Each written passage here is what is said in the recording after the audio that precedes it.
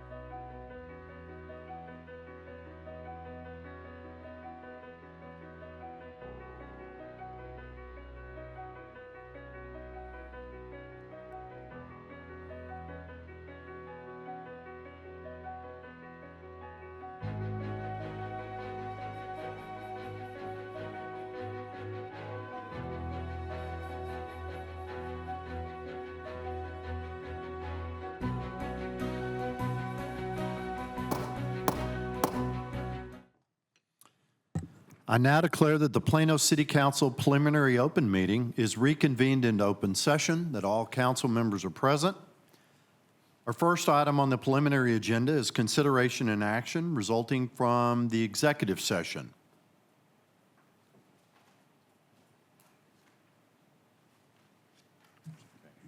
Mr. Mayor, I move to proceed on Ridgeview Ranch in accordance with the legal advice discussion in executive session. All right. Thank you. Slow at the trigger a little bit. We'll do a hand vote. I have a motion and a second on that executive session discussion. All in favor, raise your hand. Motion passes 8-0. Thank you. Our next item is personnel reappointments on Planning and Zoning Commission. You're on. Go ahead. For planning and zoning with discussion with Councilwoman Downs, we'd like to renominate Ben Ali, Doug Bender, and Sean Leidenfelter for a second term serving on P&Z, and we will have one vacancy. Mayor, I'll second. Okay, so I have a motion and a second regarding reappointments of Planning and Zoning Commission. All in favor, raise your hand. Motion passes 8-0. Thank you. Our next item is the Municipal Court Youth Diversion Program presentation. Welcome, Judge. Thank you. Thank you all for the invitation to come here. I brought with me the brains behind the program, Anna Martinez. She's the juvenile case manager. She runs all the day-to-day operations of the juvenile case manager and of the youth diversion program. I think that I probably talk about this ad nauseum every quarter in my report to you guys, so you probably are more aware of what goes on in this program than I am. I'm going to give you kind of a brief overview. It's going to be redundant. You're probably tired of it. Raise your hand if you don't want to hear it anymore. I'll gladly pass it on to Anna. I'm going to let her carry the load here tonight because she carries the load every day with the youth diversion program. Oh.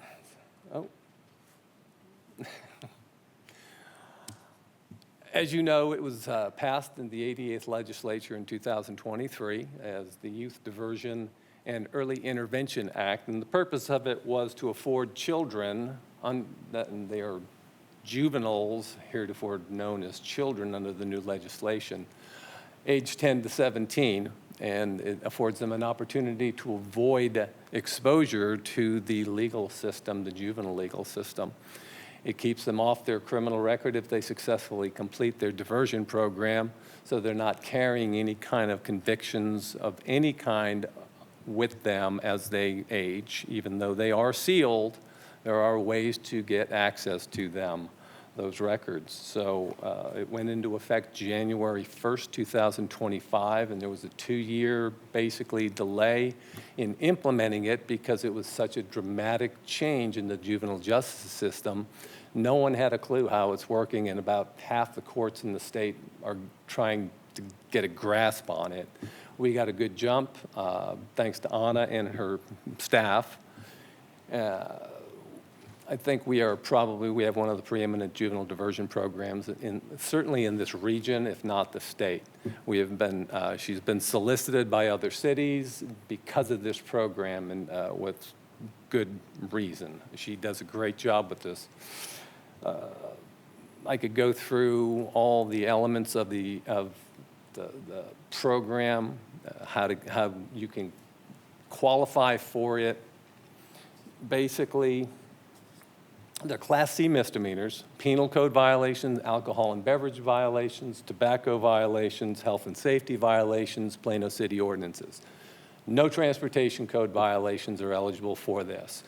That's basically because they will, if they do get convicted of a transportation code violation, that will come off their record in three years from the DPS if they do get a violation conviction. They have to be approved by the parent. Parents got to sign off on it. And the legislature intended for this to be a kind of a family affair. They want the kids, the children, to have a better home environment. A lot of these kids do not. And I've given you a book. I want to go off topic for just a second. It's large. So I apologize for that. There's a lot of information in there, and it's a lot of information that I could never provide to you in a quarterly report. But I think it's very important, and it will give you an idea of the kind of work that we've been doing there on those type of forms that we have to comply with the state. And they're changing constantly. They changed the last legislative session dramatically, and then we anticipate that they're going to change again in the next legislative session. Aside from the parents having to sign off on it or a legal guardian, the state's attorney's office has to also do that. If they object to a diversion, then it stops right there. It's referred to the court, and then they proceed into the regular juvenile justice. I think it's a good time I can pass this for Anna because, like I said, she gets deep in the weeds on this. She knows all the intricacies. She knows the numbers. Yes. First of all, thank you so much for having us here. Mayor, council members, and city staff, thank you. We're just going to go ahead and, it's a very brief overview of the program. Basically, we're going to go ahead and provide you with, share some outcomes, highlight the benefits of youth in our community and how they benefit from this. The youth diversion coordinator, that will be me. I handle all the cases. First, they come in, and then our prosecution office reviews the cases, and then, like Judge McNulty said, if they get approved, they come to me. We set them up for a meeting with the parents.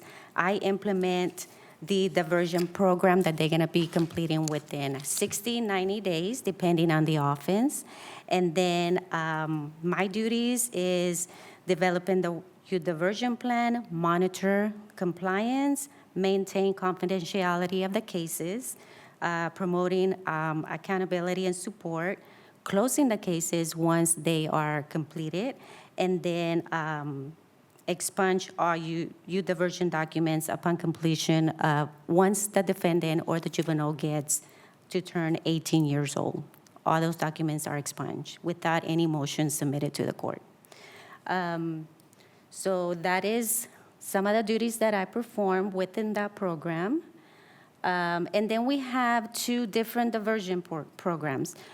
With the municipal court, we do the intermediate diversion, which the juveniles don't see the judge at all. they see the juvenile case manager, and we set them up for, to complete the program if they agree to participate in. We don't do any judicial, but that is one other option that the courts may have if they want to go judicial as well.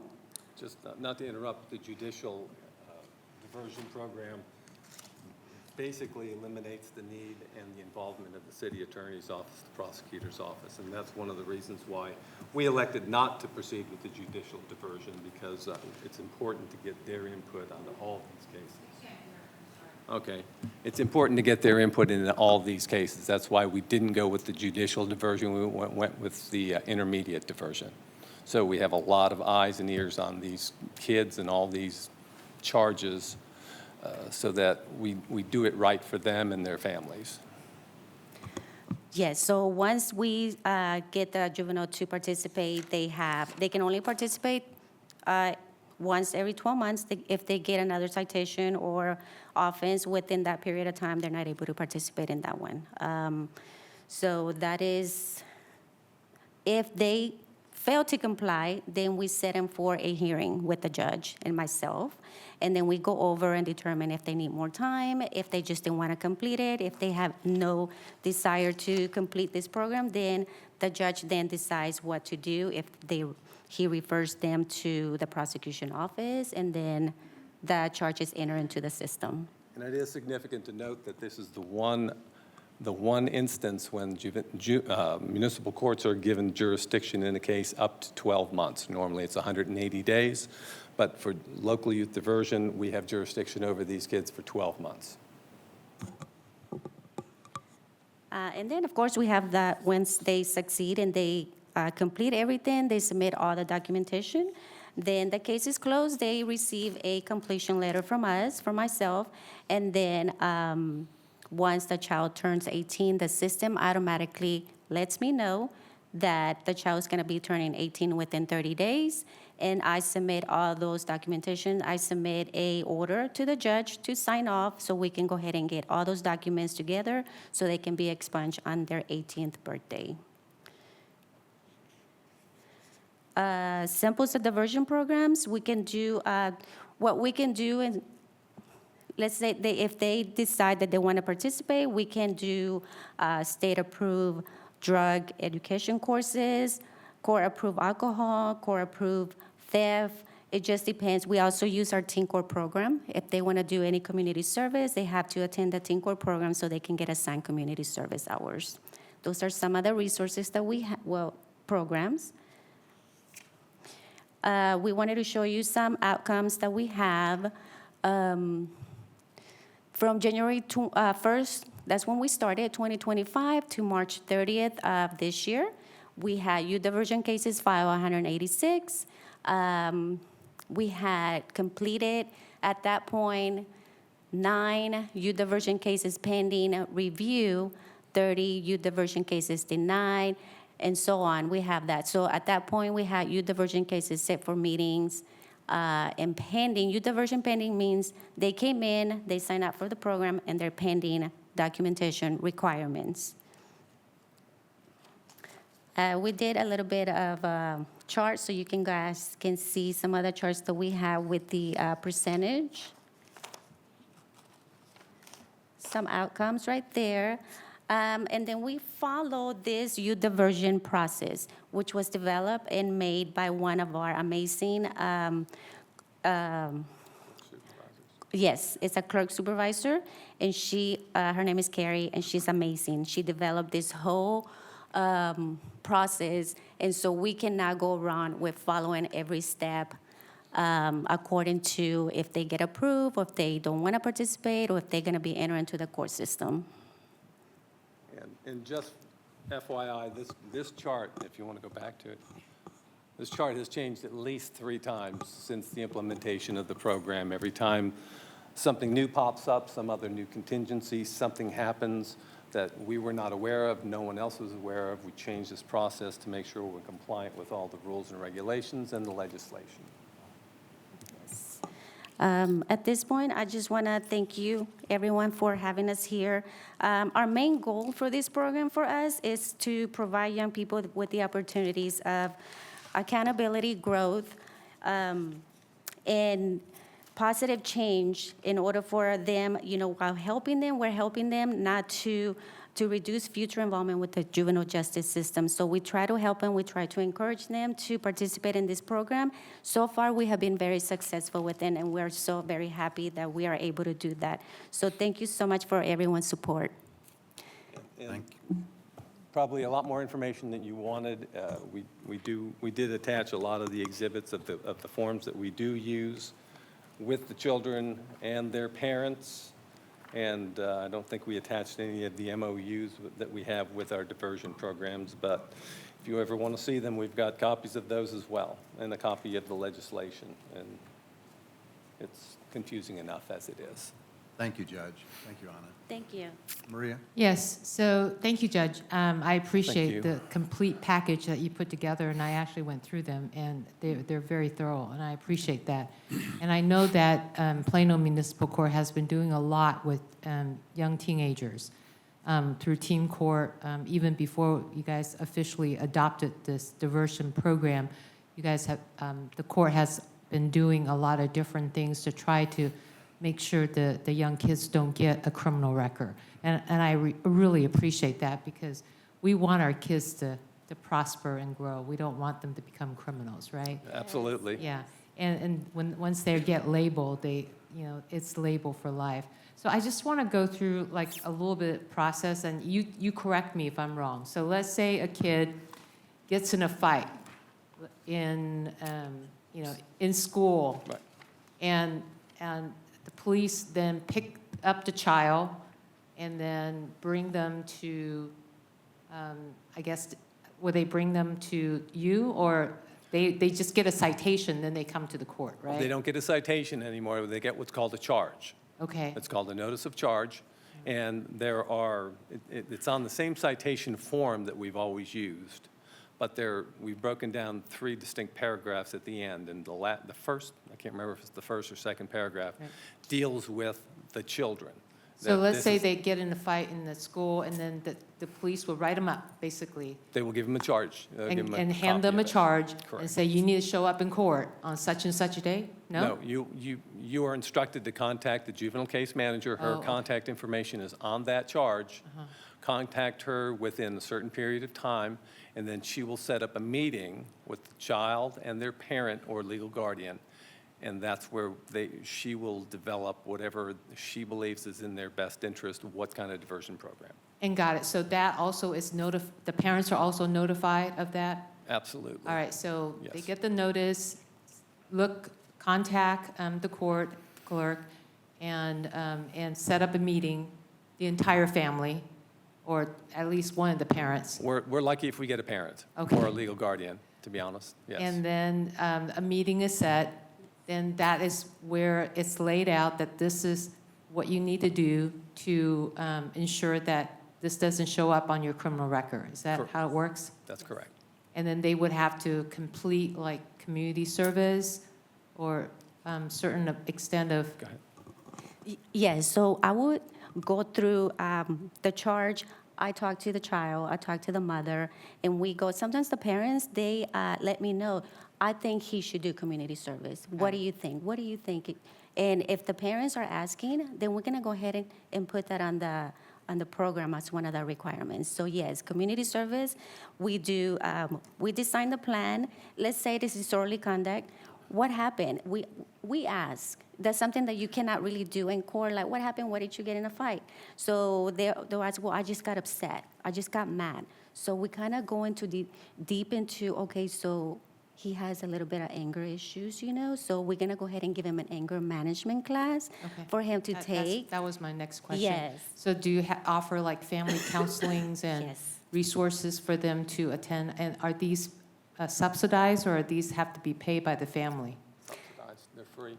They're free? We're trying to strive to get as many free programs as we possibly can. Okay, and then once they're done, then my understanding is then the case is closed until 6 months before their 18th birthday, then it pops up on your computer screen, and then you submit that to the court. This is an expunction. This is not a sealing. This is not a ceiling, no.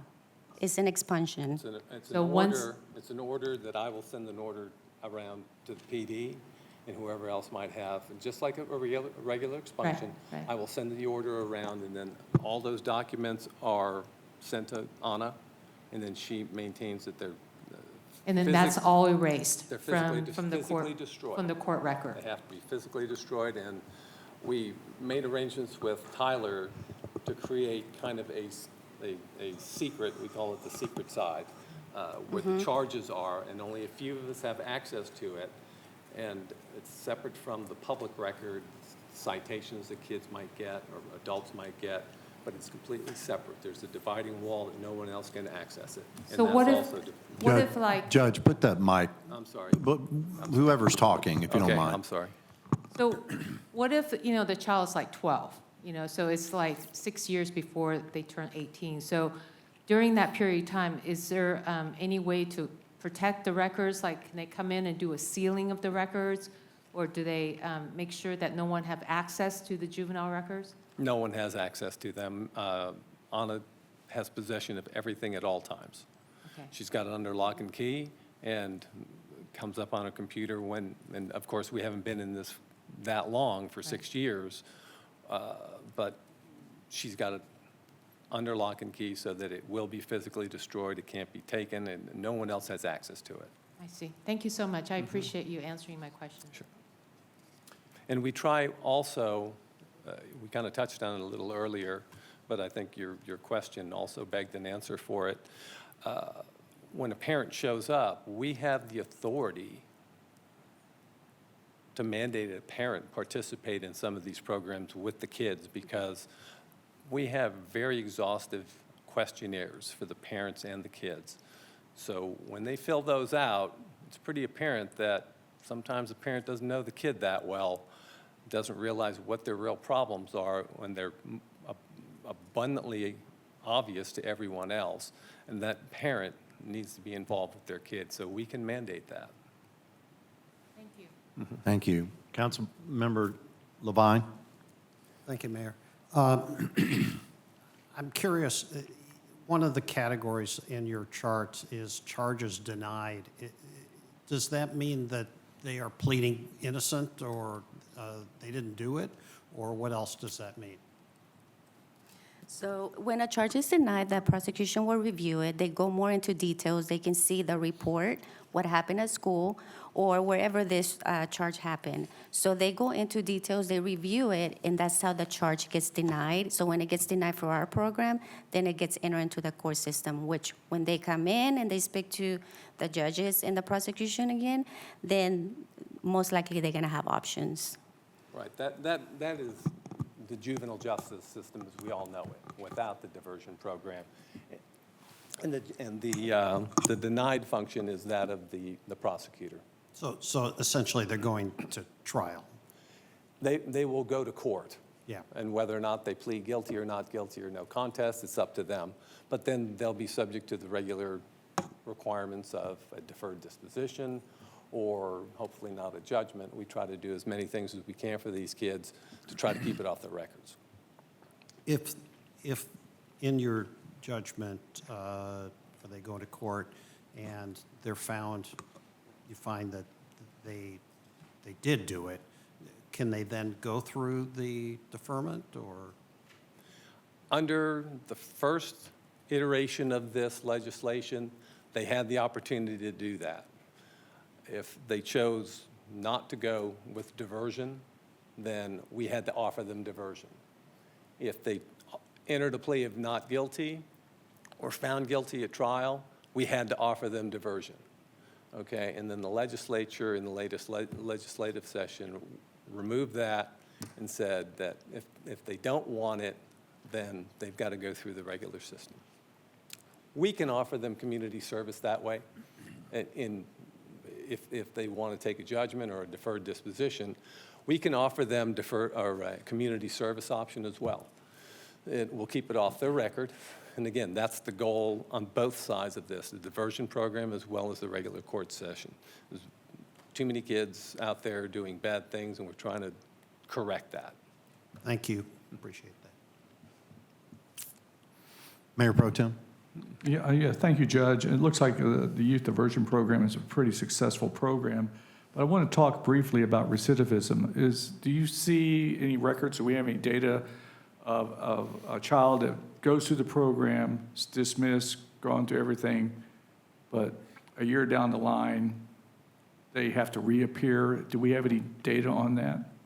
I think we're really, really early in the process right now to be able to make a decision on that, or any kind of conclusions. No, so we're 6 years into this program? Is Oh, that no, January 1st of 2025. Oh, got it, okay. So we Yeah. still don't have the data yet on that? No, there's Okay. nothing. And we anticipate that the legislature is going to change this again in the next legislative session. Okay, well, again, thank you. It looks like the Probably. program's successful. All right. Thank you so much. All We right, really Thank you all for your appreciate it. time, appreciate it. Thank you. Thank you. Okay. Okay, the next item is consideration of the 2027 council meeting dates. Mayor and council, in your packet, you have a proposal to adjust 3 council meeting dates for 2027. The first would be Monday, July 12th. Because of the council summer break, we would like to adjust that to Wednesday, July 28th. The second one is Monday, October 11th, due to Yom Kippur, Columbus Day, and Indigenous Peoples' Day. We'd like to move that to Tuesday, October 12th. And then last is Monday, December 27th. We have a winter holiday break, and we'd like to move that up to Tuesday, December 7th. With that, we believe we have avoided any other conflicts, and if council would accept that, we will move forward with scheduling council meetings for 2027. No, you just a head nod is fine. Okay with that? All right. Next item is the designation of official or employee to calculate the no new revenue tax rate and voter approval tax rate. Mark? So Mayor and Council, Austin enacted a statute that requires the council to designate an official or an employee to calculate the no new revenue rate and the voter approval rate. And with that, since Karen is our tax expert, we would like to designate Karen Rhodes Whitley as the City of Plano's official designee for those tax calculations. Congratulations, Karen. First time? Yeah. But we do need a, We do need a motion and a second. Yes, And we'll do a hand vote.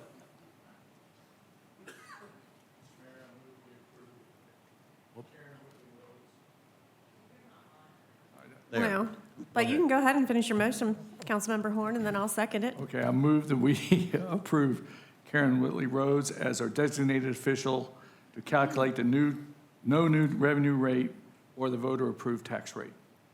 Second. Okay. So I have a motion and a second to approve this item. All in favor, raise your hand. Thank you. Congratulations, Karen. Okay.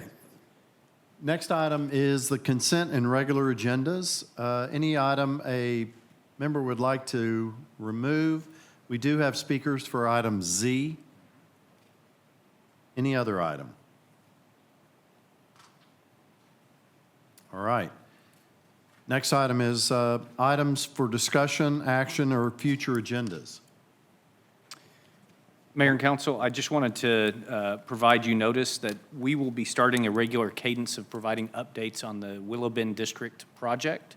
So we intend to come back and do a pretty thorough review on at least an every other month basis to keep both you informed and the public informed as far as the developments that are going on there. So I just wanted to make you aware that that is something that we will have on our agenda from staff, is to make sure that every other month we're bringing back information to share publicly. Okay? All right. We will take a recess and return at 7 o'clock.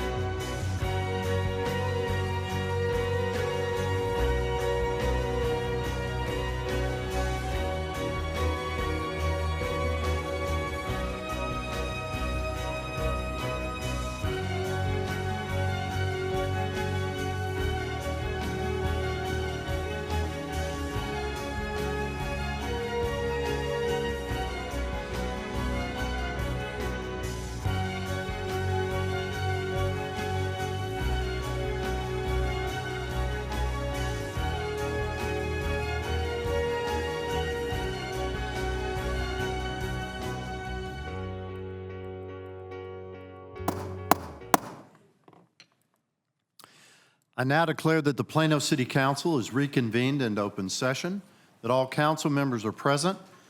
We will begin tonight's regular meeting with the invocation led by Dr. Gilberto Cordera from Prestonwood Baptist Church and the Pledge of Allegiance. Would you please rise?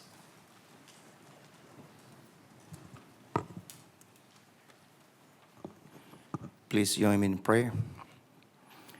Dear Heavenly Father, we are grateful to be here today. We are grateful for another day alive, and we are grateful for the city of Plano and grateful for the leadership.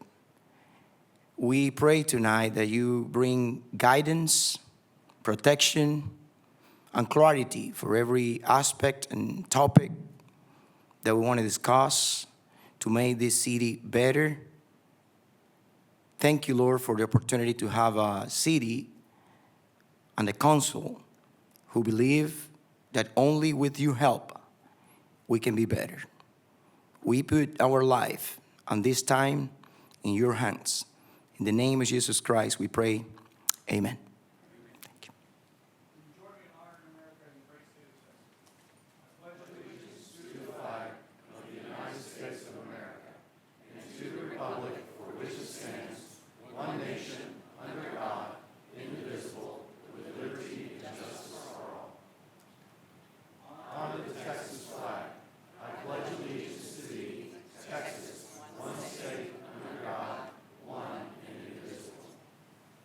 Thank you. Be seated.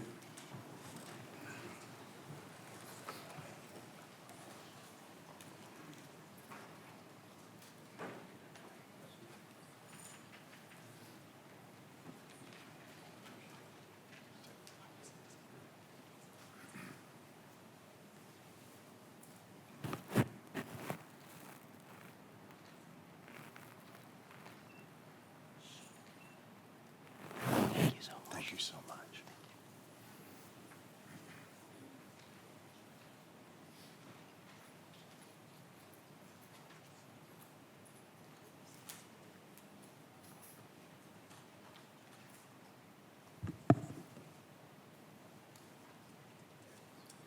Okay, let's begin with the consent agenda. The consent agenda. The consent agenda will be acted upon in one motion and contains items which are routine and typically non-controversial. Items may be removed from this agenda for individual discussion by a council member, the city manager, or any citizen. The presiding officer will establish time limits based upon the number of speaker requests.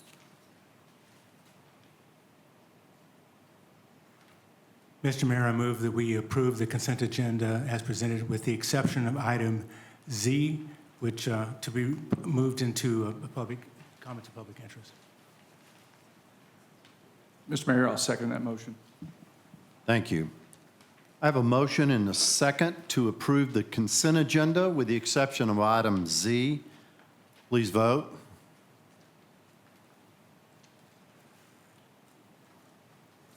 Motion passes 8-0. Item Z.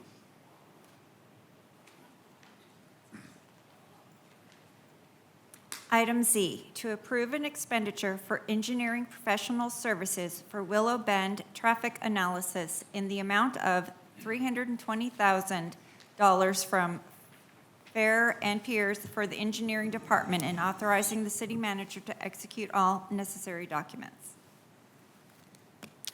All right, good evening. My name is Caleb Thornhill, Director of Engineering, and I'll give you a brief update on this item. So this is a preliminary traffic analysis on the Willow Bend area. This is to consider the potential redevelopment, obviously including a NHL arena in the entertainment district. As just was mentioned, the two Fair and Piers in the amount of $320,000.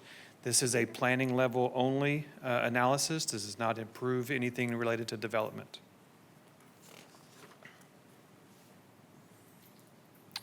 What the study will include is it'll look beyond just this existing site. It'll go to a regional or a larger transportation network. You can see 28 intersections will be included. Also multiple locations along D and T. It will include some planning level assumptions, the size of the arena, what we anticipate will overlap the evening commute, and it'll develop mitigation measures based on these numbers, and then it'll allow us to test different potential strategies based on these numbers to mitigate those concerns.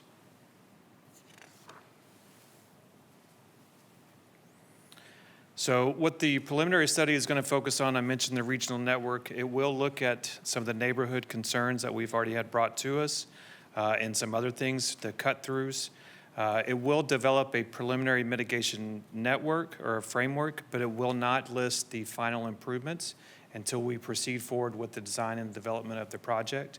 The neighborhood protection measures, this will look at some of the entrances and whether there needs to be different measures in place, closing roads, different gate systems and whatnot. But again, it will not look at anything final or propose anything final until the development moves forward. Later phase analysis will look at those project or location-specific solutions. Obviously, it'll include a final transportation impact analysis, or TIA, and also include an event operations plan. This is just a high-level overlook at the schedule. Assuming this item is approved, we will begin. Traffic counts will start as soon as school goes back. We'll start building the different models and the scenarios, and we'll share as we get information available. We expect that there'll be additional public meetings with this process, and this initial or preliminary phase will go through basically November of this year. And with that, I'll answer any questions you may have. All right. Thank you, Caleb. Councilmember Labine. Thank you. Caleb. Caleb, thank you. Yeah. You know, in the past, the Mavericks and the Stars haven't played on the same date because they weren't sharing the arena, but that could and probably would happen after 2031. Assuming that the Mavericks do move to North Dallas, or even if they don't, that's going to be a unique traffic situation with both teams playing on the same evening along the Dallas North Tollway. Will that be taken into account in the study? So I think it's something we'll consider.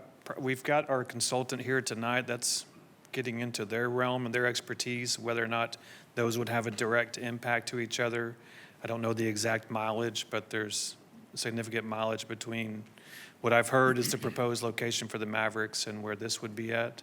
I don't know, Josh, where is he at? Yep.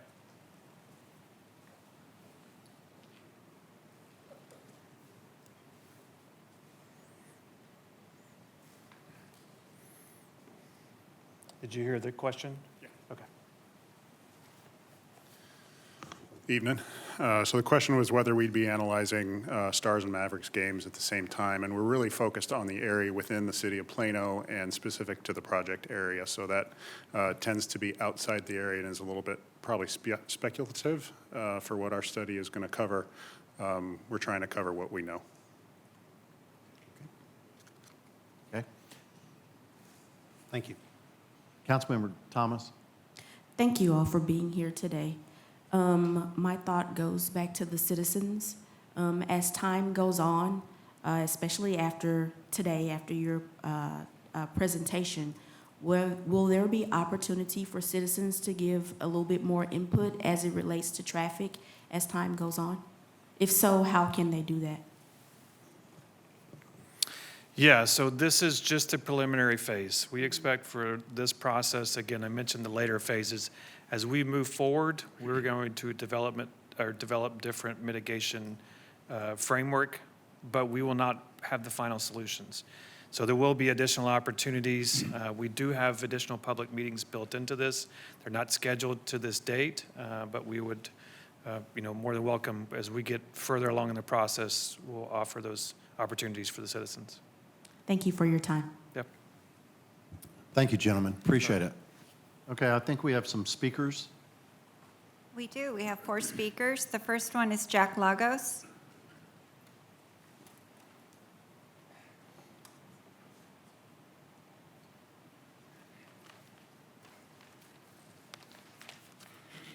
Good evening. My name is Jack Lagos. I live in Plano. I'm here to make some comments on the item Z, which is I refer to as Zulu, and give you two comments that I picked up from your agenda item.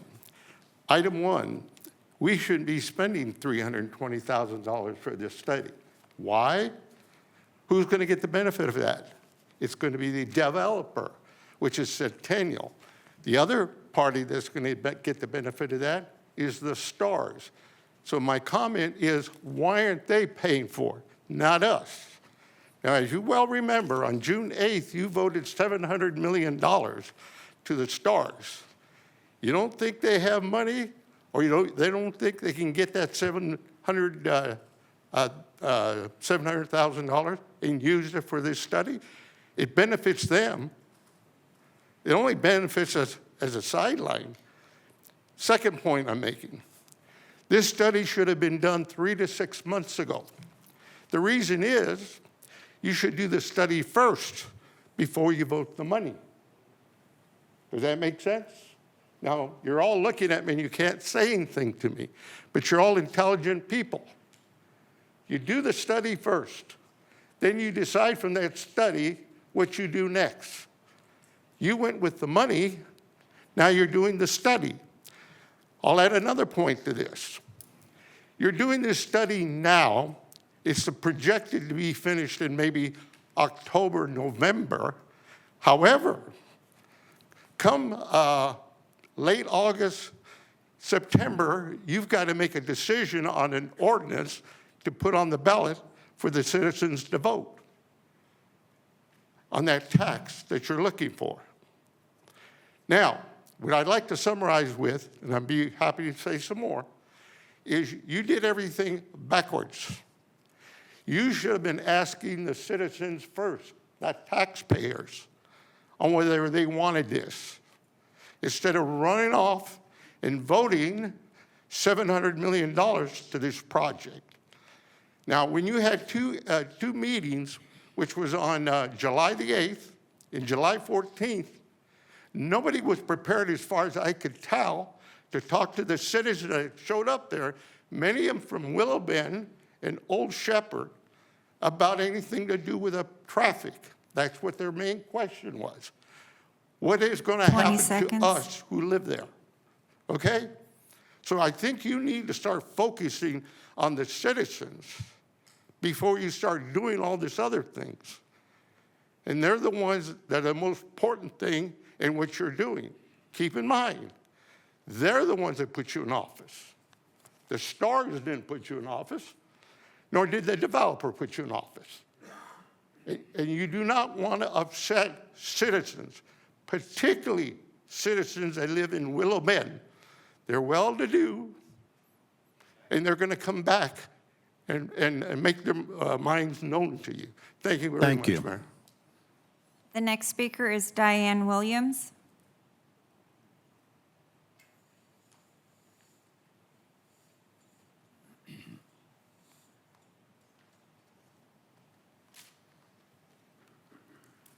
Good evening. I'm going to have to break rule number 1 just a little bit. Thank you. I live at 5704 Roswell in Plano in the Willow Bend area. I've lived in both Willow Bend, Plano, and the Willow Bend Meadows. And I'm coming before you tonight to share a few thoughts. The city has committed to Plano citizens to have a clear understanding of the impact of the increased traffic in the Willow Bend district, which surrounds the entertainment district, which you all took a vote on in June. And you're doing so before you allow the redevelopment to occur. To that end, the city plans to engage the engineering firm to perform a traffic study to project the impact on operations, traffic operations, parking demand, transit opportunities, and neighborhood access.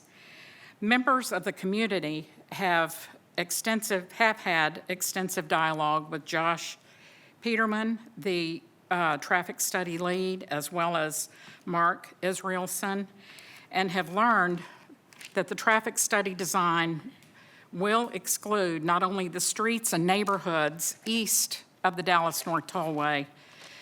Those are the established neighborhoods of the Willow Bend District, but also the already approved development projects that will be completed by the time the Entertainment District development concludes. Those projects include AT&T, 6,000 to 10,000 additional people, the plaza at Spring Creek, that's at Spring Creek and the Dallas North Tollway, 300,000 square feet of retail. On the east side, Haggard Farm development, that's East Spring Creek and Dallas North Tollway. That will add a list too long to include, so I don't run over time. The city has also approved parks at Legacy, J.C. Penney headquarters redevelopment, and the city of Carrollton has approved Billingsley's Morgan Hill development at George Bush and Midway, which will include 375 units. An additional point that raises concerns of residents is a safety concern with the construction of an additional 8-story medical building at Texas Health Hospital, that campus. And the ER department of that hospital will continue to face 20 seconds. Will continue to face Communications Parkway. And all of that is within the Entertainment District boundary. So the incremental and collective impact of each of these developments on traffic in Plano has not been studied, let alone the additional impact on traffic, parking, transportation, and on the established surrounding neighborhoods. So, in conclusion, I'll hurry up since I'm out of time.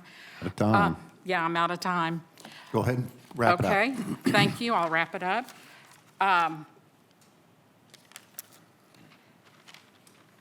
Okay, the results will not only show will only show the Entertainment District traffic volumes overlaid onto a 5-year-old traffic pattern, not a new pattern that includes all this other development. So we would ask you tonight to redesign the traffic study so that all of the development can be taken into account that will be in place when the Entertainment District goes in, and include the streets and established neighborhoods to the east of the Dallas North Tollway. Thank you. Thank you. The next speaker is Lita Barrow.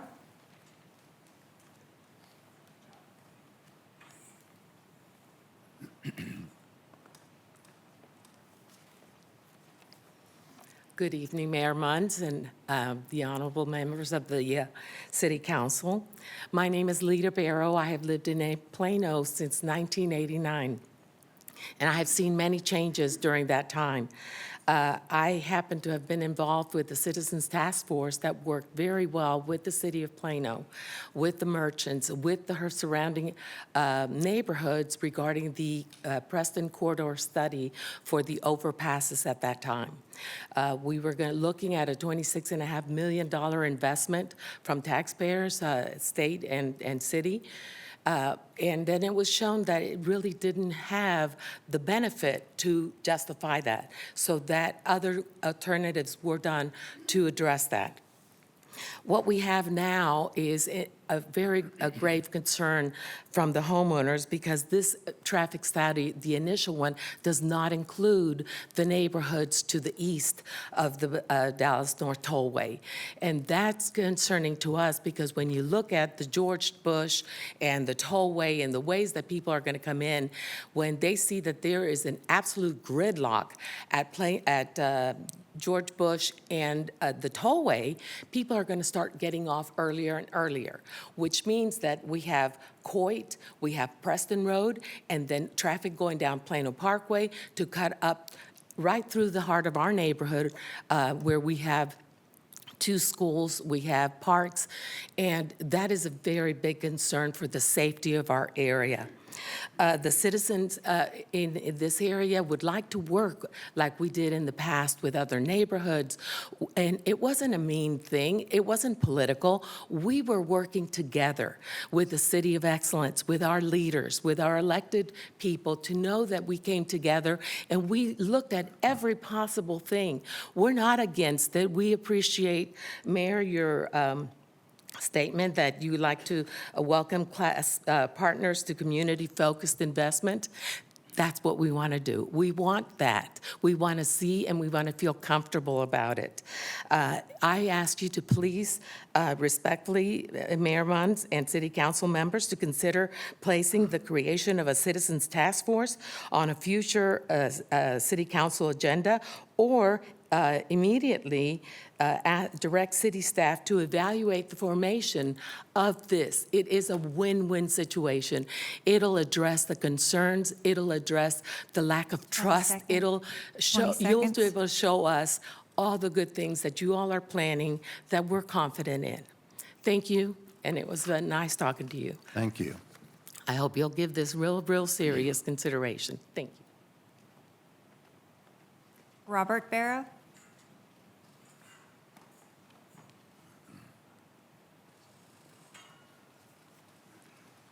Good evening, Mayor Munns, City Council members. I'm going to be very brief because basically what I'm wanting to bring up is basically a lot of the same facts that we're talking about and what mainly the citizens of Plano are concerned about, which is the traffic. And if we look at what we're projecting to have here is a 20,000-seat arena. And what I'm afraid of is that maybe some of these numbers that stats that I'm going to present that maybe are not being taken under consideration. What we're talking about is for, say for instance, the existing American Airlines Center is 18,500 seats for the Dallas Stars. And it takes a massive behind-the-scenes operation to keep everything running. On any given game night, 1,000 to 1,500 plus support workers are on site. That means food and beverage concessions vendors, 500 to 700. Guest services, ushers and ticket takers, 250 to 400. Security and safety personnel, 150 to 250. Janitorial sanitation facilities, 100 to 150. Operations and ice crew, 30 to 50. Production, AV and entertainment, 40 to 70. Parking and traffic control, 50 to 80. And we're not thinking, if we look at the time frame when all this happens, it's an all-day affair. It doesn't just happen from 7 to 12 or 7 to 10, whenever the game is going on. Deliveries and heavy vendors that are in operation start at 8 a.m. to 12 p.m. That's loading dock and suppliers, heavy freight beverage of deliveries, specialty equipment and retail merchandise, broadcast media trucks and techs, outside broadcast trucks, TV crew technicians arrive early in the morning, often 8 to 10 hours before the game time. 2 premium hospitality and culinary staff, 1 p.m. to 3 p.m. That's when they arrive. The restaurant staff, which official arena food, suite catering, and concession prep teams show up 4 to 6 hours before puck drop. Prep preparation, kitchen teams begin prepping suite orders and arena concessions. And the game night support staff and security, they get there at 3:30 to 4:30 p.m. The arena staff, security teams, and guest services, ushering personnel, ticket takers, and retail team store clerks report about 2.5 to 3.5 hours before the game. Pre-game briefings, security, sweeps, bag check station, setups. 20 seconds. All these happen. External vendors and entertainment start from 4:30 p.m. to 5 p.m. All these are things that I hope that you take, or that our traffic and the studies that we're going to be doing encompass and include this, because this is an all-day affair. This is not just a game time. Thank you very much. Okay. No other speakers. Item Z is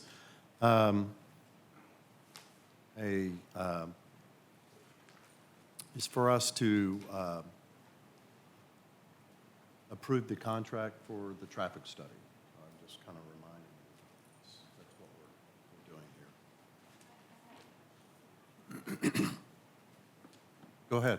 Thank you. So I think this, some of the speakers did bring up a point that, is there any way for the traffic study to be expanded to the east side? I mean, I guess I didn't realize that it was just on the west side of Plano, or west side of the tollway. Is that something that's in the works, or is that something that is, that could be expanded into the study itself? Yeah, I was going to have Josh, with Fair and Pierce, come talk about a little bit of the scope and the area that's being analyzed in this phase. Well, again, we had talked about, so it does, the study that we've currently scoped does go just east of the tollway. It goes to Parkwood. We had talked about going beyond that at one point, but we're going to focus this study on the immediate project area around the development location. Why is that? Why is that? For specificity, and it's just the scope of work that we negotiated with the city that we can do in a certain time period. We discussed sort of two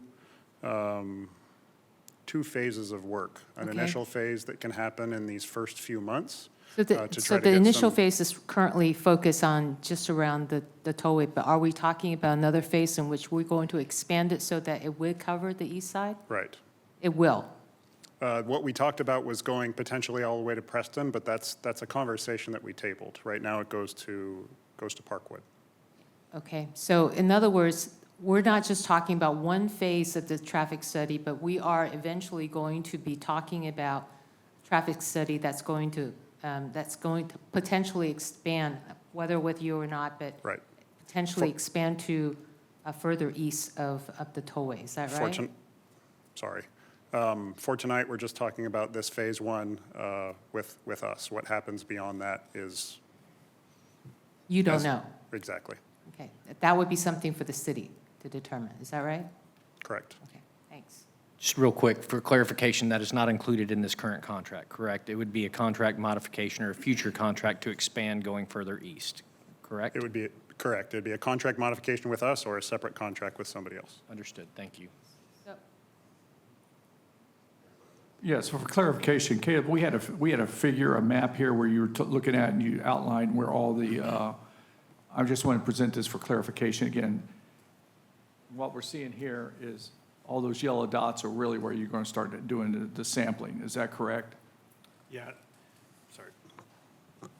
Yeah, that's the preliminary phase. This is a preliminary phase, and once we get this data, we'll be Yeah, coming and- back with a and- contract modification to expand further out. Right, and right now, we do not have a site plan for the development. We don't have a circulation plan, so there's a whole lot of assumptions that we're working behind. So going beyond this area for a detailed analysis without having those details on board, it doesn't seem like it's going to be beneficial at this point. As we get further along, if this process continues to move forward, then we'll expand that analysis.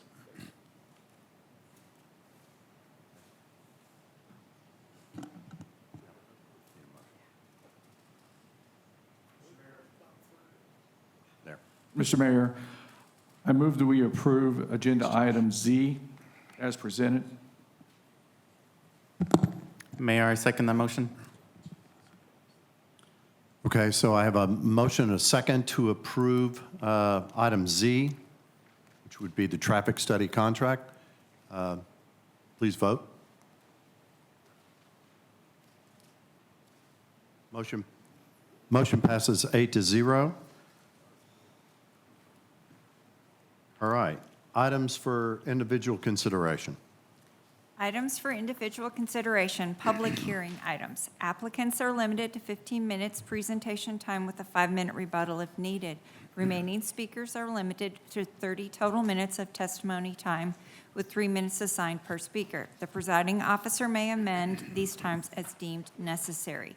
Non-public hearing items. The presiding officer will permit comment for items not on the agenda, not posted for a public hearing. The presiding officer will establish time limits based upon the number of speaker requests, length of the agenda, and to ensure meeting efficiency, and may include a cumulative time limit. Speakers will be called in the order the requests are received until the cumulative time is exhausted. Item number 1, public hearing and consideration of a resolution to authorize a substantial amendment to the 2025 through 2029 Consolidated Plan and the 2025 to 2026 Action Plan for the use of U.S. Department of Housing and Urban Development Community Development Block Grant Funds and providing an effective date. Good evening, Mayor, Council. Curtis Howard, Assistant City Manager. And I have 2 items here I'm going to talk to you about, 2 public hearings. The first one that we have is going to basically be a substantial amendment to the current action plan and consolidated plan that we have. We have a project in mind that we're going to ask for authorization for, and in order to do that, we got to make sure that we put that into our action plan and consolidated plan. The second public hearing is going to have to do with the action plan for 26-27.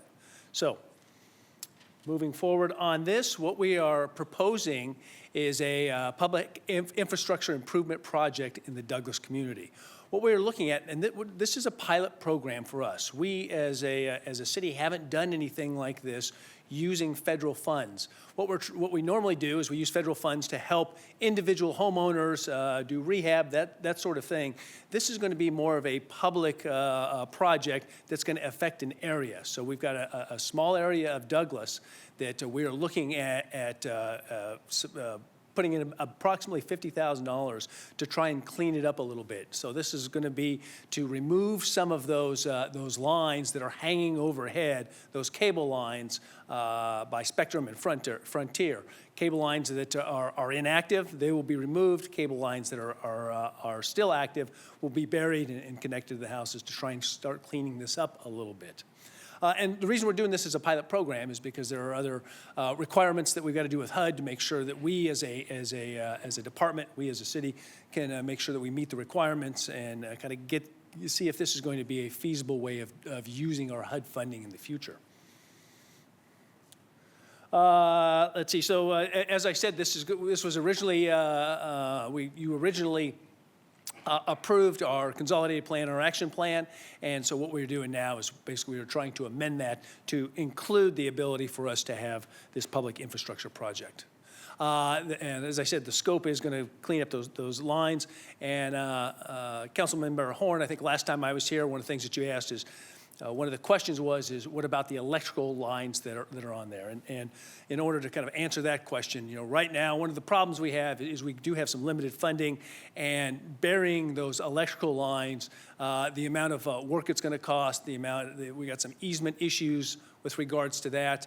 The conduits and transformers would have to be modified, and again, that funding limitation would cause some issues. So again, with the funding that we have, that $50,000, we're proposing to use that on this pilot program.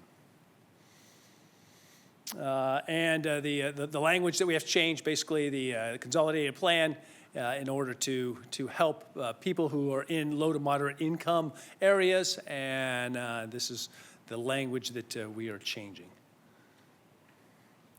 And so with that, I will answer any questions, and we can open it up for a public hearing. Any questions for Curtis? Councilmember Kerr?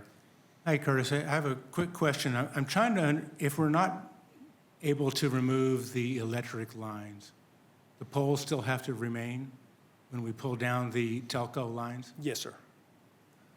Help me understand the benefit of doing this if the poles and some lines are still going to be there. Yeah, if you go through that Douglas community, it's going to be about 3 blocks between 11th and 12th, kind of where the Boys and Girls Club is, and going west. If you just look at some of that stuff, there are just lines hanging out all over the place. And so again, it is we've got $50,000. And so it is a pilot program to try and start cleaning up that area. So that's what we're looking at. We've got Frontier and Spectrum that we've had conversations with to try and help us out. So it is a beginning in many ways on using this federal funding to help an area.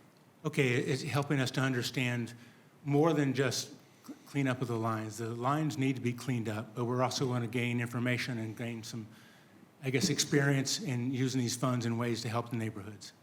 And that's the pilot aspect of this program, is whether, one of the things we got to look at is making sure engineering has the capacity to do it, and all the other things that go along.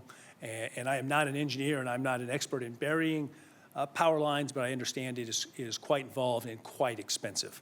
And so those are some of the hurdles that we have in burying those lines down in the Douglas community.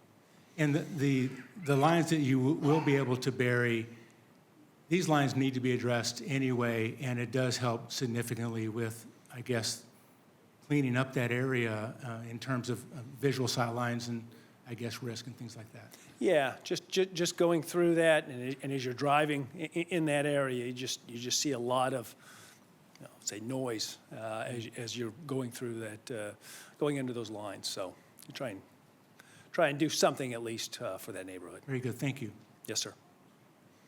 Councilmember Thomas. Thank you for being here today. I heard you say that the $50,000 would be used to start cleaning up the area as it relates to the cable lines. Yes, ma'am. Is there talk or are there plans to discuss how there could be support and resources to further help with the progression of that neighborhood? Because the Douglas is the oldest, or if one of the oldest neighborhoods in Plano. And in my opinion, it needs some more work and some more support and resources. So are there talks of going past this initiative to help with that? This initiative is in conjunction with some infrastructure changes and sidewalk work that we are doing. So this is in addition to that. So specific conversations, not yet. But what we want to do is, because this is something new for us, what we want to do is look and see how this works. If we're able to effectively use these funds and have the capacity to deal with this project, then that is certainly something we can look at addressing in the future. Thank you for your time. Yes, ma'am. Okay. I'll open the public hearing. We have a speaker on this item. Okay. David Evans.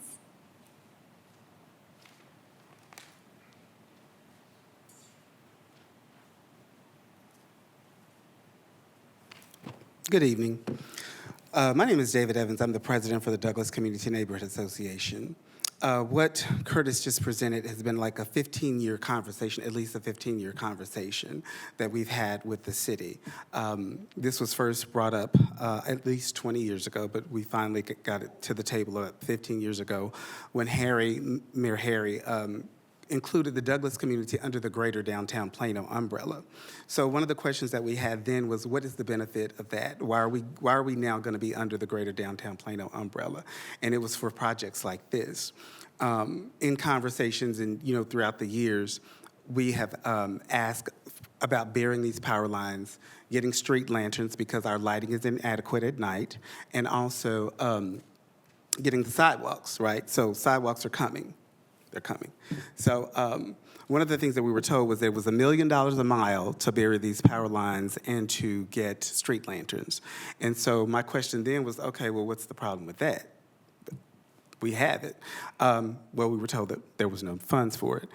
But it's disappointing for us as the very first community in Plano and the lowest income community and the highest underserved community in Plano to look the way that it looks. And we're under the greater downtown Plano umbrella, right? But we found $700 million to give to the stars. But we can't find $1 million a mile for the Douglas community, which is the first community in Plano. So my question to you all, and what I'm asking you to do is reconsider, because first of all, we appreciate neighborhood services for finding this money, right, to even start this initial work, right?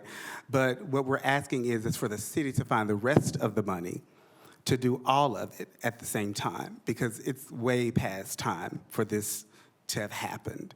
We really haven't had any infrastructure reinvestment into the Douglas community, and I know at least 40 years. So that's what we're asking. Do y'all have any questions of me? No questions? Okay, thank you. Thank you, David.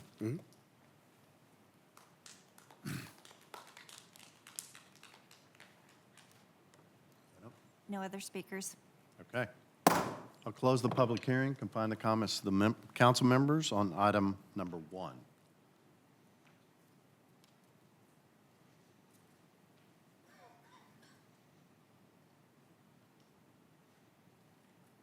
Councilmember Levine, I think you're up. Thank you. Curtis, is the $1 million a mile, is that accurate for burying the power lines? And how many miles are we talking about? Councilman, I do not have that information on cost and amount of the length that it would be to bury that stuff. So we can try and find that out for you. Councilman, it is just over $1 million a mile is what recent estimates have had for that. I don't know the number of miles that we have actually in the Douglas community, but it's also finding the space to put that in because, again, whether it's easements or the streets, taking those down, as Curtis well knows now, when you're talking about that, you have to have the space to put the utilities as well, and the electric utility requires more space because of the nature of that. But it is just over $1 million a mile was a not too recent estimate that we had from Encore, but that's an accurate number. Thank you.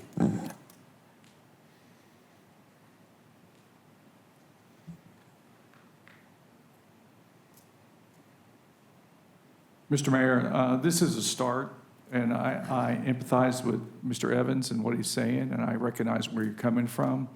I think the engineering logistics in itself, you could probably look at have some type of duct system to where we could bury electrical and communications. But again, that's very disruptive because you got to place it somewhere. And so I'm hoping that with the passage of this, that we can take a step forward and start improving those areas that you're looking for, such as the sidewalks and more, or get rid of the upper or suspended electrical lines and start getting lights, better lights for you.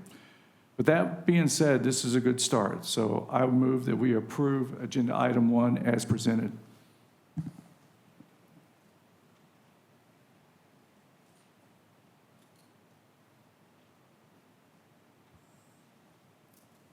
Mayor Munns, I second the motion. Thank you. So I have a motion and a second to approve item number 1. Please vote.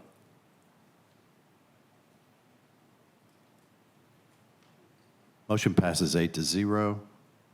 Item number 2. Item number 2, public hearing and consideration of a resolution to adopt the 2026-2027 action plan, including the summary of community development block grant and home investment partnership program activities, and the proposed use of funds for the program year 2026-2027, and providing an effective date. Moving on to our next issue here. One of the things that I've been up here before, and I talked to you a little bit about our two major grants that we have from HUD, CDBG grants and home funding. Again, CDBG is the more flexible of the two, allows us to use some of that funding for social service. Some of the funding is going to be required for more of those hammer and nail type projects, and then home funding. And home funding is going to be more restrictive, and that the use of that is going to be either for housing people or those hammer and nail type projects. And so there are income limits on that. One of the things that it breaks down, 65% can be used for eligible activities, and those are the rehab programs, public facility corporations, site improvements, infrastructure improvements, kind of like we were just talked about. 15% of that bucket can be used for social services, and that's really what gets used up pretty quickly, just because we don't have enough capacity or enough space to do a lot of those hammer and nail type projects. And then 20% for administrative fees. Again, now the home funding, 15% of that will go to a community housing development organization. And then for those eligible activities, hammer and nail type projects or housing people, putting people into houses. And then, as I've discussed, each one has some administrative fees, and we use that here at the City of Plano to offset some of the costs that we have in administering these programs. And so the allocation process that we have is last year, the consolidated plan, the 5-year consolidated plan was approved by council. We are just finishing up our year 1 action plan, and this is going to be for year 2, the year 2 action plan. And our CRC, Community Relations Commission, has met in April and come up with recommendations on how to use the CDBG funding, the home funding, and then also the Buffington grant funding, which will be a decision that you will have for later. And about the money that we received here, again, we got a little bit more money from the federal government this time around in both CDBG and home funding. And so the CRC was able to come up with a way of allocating that, and here are their current recommendations on using the CDBG funding and the home funding, and this is what we're going to ask you to approve for our action plan this year. And then, for your consideration, the Buffington grant program, which will be through the normal budget process, and you will have the opportunity to approve this next month. So with that, I will take any questions, and we can open it up for a public hearing. Councilmember Kerr. Hey, Curtis, I have a question about the CHOTO. Yes, sir. Can you say more about what that is and where the money goes and how it's allocated and used in the community? Yeah, so CHOTO's Community Housing Development Organizations, they use that, and there are some tax incentive and some other ways that they're able to build houses. We have some in the Douglas community that were just built, and so they apply for that money, and they can utilize that money to build something like you've seen in the Douglas community. We don't have a whole lot of activity with CHOTOs just because we don't have a whole lot of land to build on, and land is so expensive here. So that's one of the limitations, one of the headwinds that we have in building affordable housing.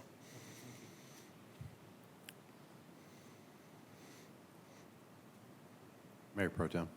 Yes, Curtis, real quick, springboarding on Councilmember Kerr's question regarding the CHOTO. I know early on in my term, there was discussions about trying to find a local CHOTO because some were out of city. Have we had any, I mean, outside we're having land issues trying to find, but have we had any luck finding a local CHOTO that will help us with this construction? Not really. I mean, we have a couple CHOTOs that we work with from the area, but that is it. Okay, thank you. All right. Thanks, Curtis. Okay, thank you. I'll open the public hearing. There are no speakers on this item. I'll close the public hearing and confine the comments to the council. Councilmember Downs. Whoop. Mayor, I'd like to make a motion to approve this agenda item. Okay, I got Vidal. Sorry. You guys are fast. So I have a motion and a second. Thank you. So I have a motion and a second to approve item number 2. Please vote.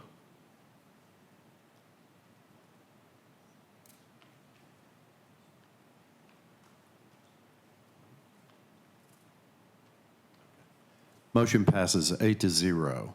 Thank you. Thank you, Curtis. Item 3.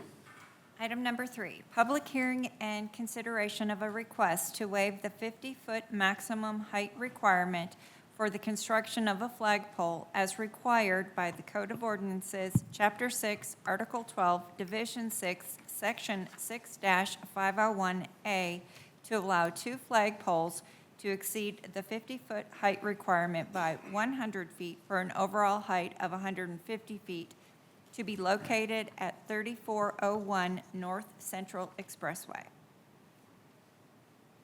Good evening. I'm Gina Scott with the Building Inspections Department. I'm the Building Inspections Manager. As you know, we're here to consider a flagpole height request for Clay Cooley. located at 3401 North Central Expressway. Your first slide here is just a visual of their location along 75. This is a site plan showing the proposed locations of the flagpoles. On the Rioso side, it's a 93-foot setback there. For your north side, which is exactly on your right side if you're looking at the site plan, it's 121-foot setbacks distance to the property line and 75 feet to the property line in front of the building. Here's just a visual so you could just see the Google Earth with it imposed in, and that's where the proposed location will be on the property. These are just drawings of what will be submitted for the building permit, just engineered plans for the pole. And here are 4 other instances where there's been a flagpole height waiver. First, 2007, that's when the Board of Adjustments would have approved that variance, and then it started going to council, and councils have approved 2 locations in 2018 and 1 in 2019. And this is the city of Richardson. This is a Clay Cooley dealership that exists there, and this is just a visual so you can see these flagpoles are 150 foot in height here. And then there is a dealership, and actually Clay Cooley has a dealership on both sides of the road here. And you can see that they also have flags that seem to be approximately 150 foot in height. So staff analysis is the setbacks to reduce detrimental impacts to surrounding properties. We feel like they meet that. Improving the visual quality and aesthetic of US 75 corridor. P&Z evaluating prohibiting new pole signs to treat US 75 the same as other expressways. US 75 corridor is the only expressway corridor without an overlay district for enhanced and specialty design standards and signage regulations, setting a precedent on US 75 corridor for other properties. Last point would be the Code of Ordinance permits displaying an emblem or logo of the business as part of a single corporate flag. Applicant proposes 2 40 by 80 foot flags, which is 3,200 square feet, while a general business monument sign is limited to 100 to 150 foot, and a general business sign is 100 foot. And I'd be happy to answer any questions. Thank you. Any questions? Oh, Councilmember Thomas, sorry. So I see in the report here that I have that the flagpoles could pose a potential hazard to the US Highway 75 service road. How likely is that? I don't know that I can answer that. I know that there is no regulation by TxDOT for them to have any kind of fall protection. Okay, thank you. Councilmember Levine. Thank you. Could you go back to the slide that showed the representation of the size of the flag and the pole? If you could go back another, there you go. Is that it? Yeah, that one. So they're saying the max would be a 40 by 80 flagpole or flag, which looks to be about, I don't know, 1, 2, 3. It's like 40 feet out of 150 feet. What my concern is that when that goes down to half-mast, that could be a visual obstruction. Wind could also cause some issues. And so I'm concerned about both the size of the flag and its imposition against other businesses along the highway. So I'm concerned about that. Okay, I understand. Are there any other questions? Yes, Yeah. I do. I have a question. Yes, ma'am. Councilmember Tu. So I saw in your slide that you showed a few of the photos where there are approved flags along the highway. Mm-hmm. Are they all from the same petitioner? I mean, the people who? Yes, it's Clay Cooley. Mhm. So this is becoming like their symbol, Branding, yes, ma'am. their branding. Mm-hmm. Have you seen any other, I guess, petitions in areas around Texas or DFW area that have requested similar type of similar requests?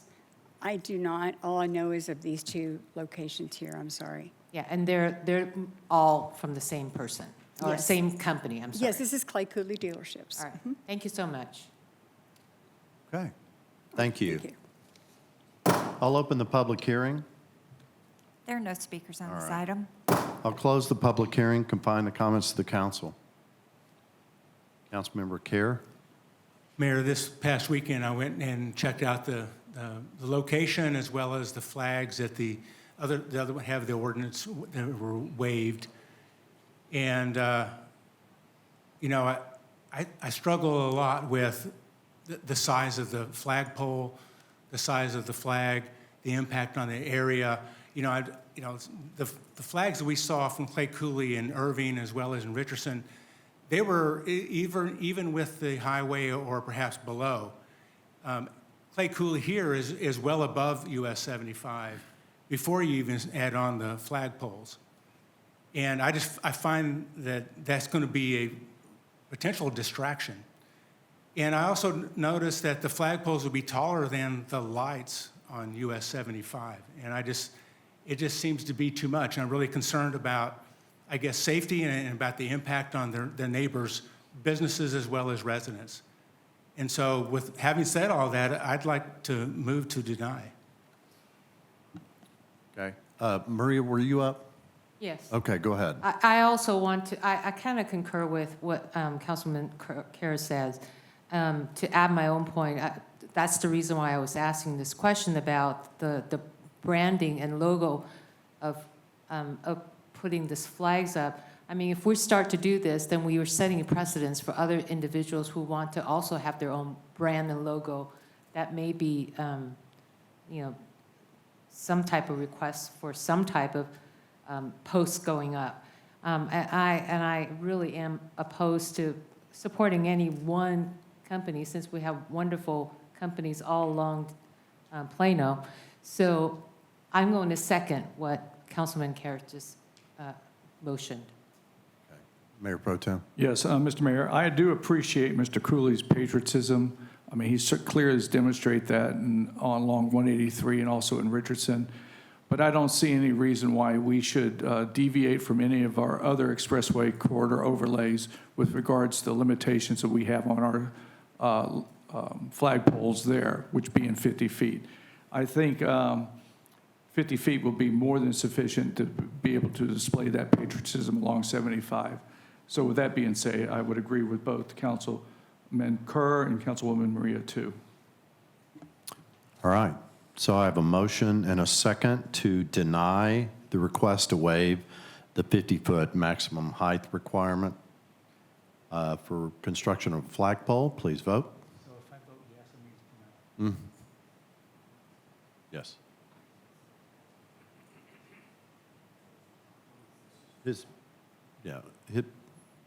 His motion was to deny. So it's, sorry, didn't mean to get everybody confused.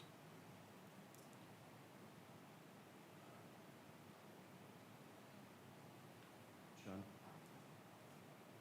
All right. Motion is denied 8-0. Okay. Item 4. Item 4, consideration to approve the purchase of the drone as first responder program for a 5-year contract for the police department in the estimated amount of $1,439,864 from Motorola Solutions Incorporated through an existing contract, and authorizing the city manager to execute all necessary documents. Good afternoon, Mayor and Council. This program is called the Drone as a First Responder, and we have a number of drones that we've had, maybe approximately 30, and we've had them 5 or 6 years.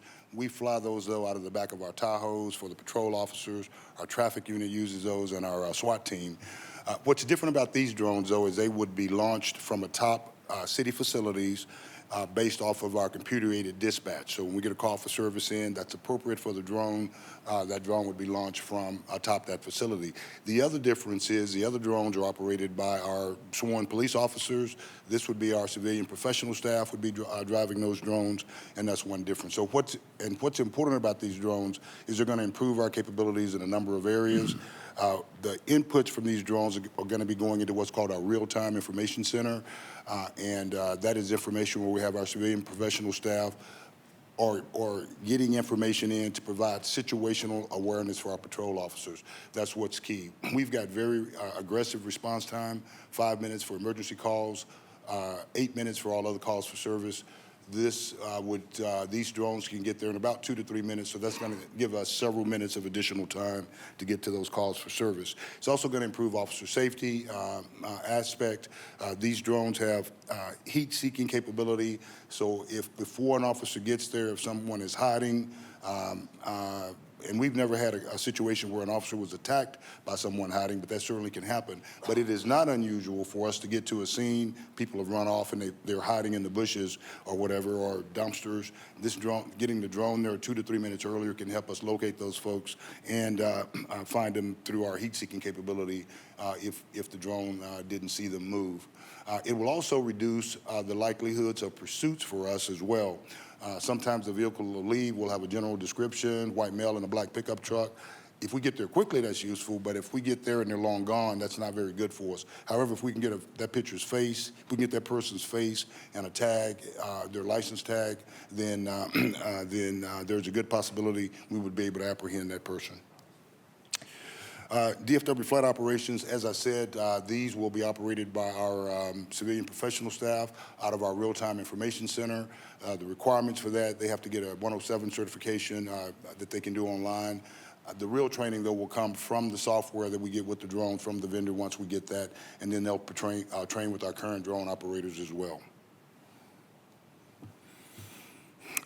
So our initial dock installations, basically what we need is 220 power and Wi-Fi capability. So these are the locations that we're looking at right now to get us almost 100% coverage for our city. But these are tentative locations. We're working with Caleb's facilities team right now. I understand the Plano Aquatic Center may be going back to PISD, but we're confident we'll be able to find locations to meet our needs. This is the particular drone that we would be using. This is a foreign-made drone.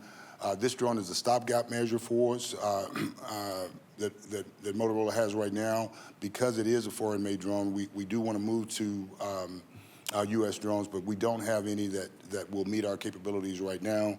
So our plan is in about 24 to 30 months, we'll be transitioning to another drone that I will show you here in a minute.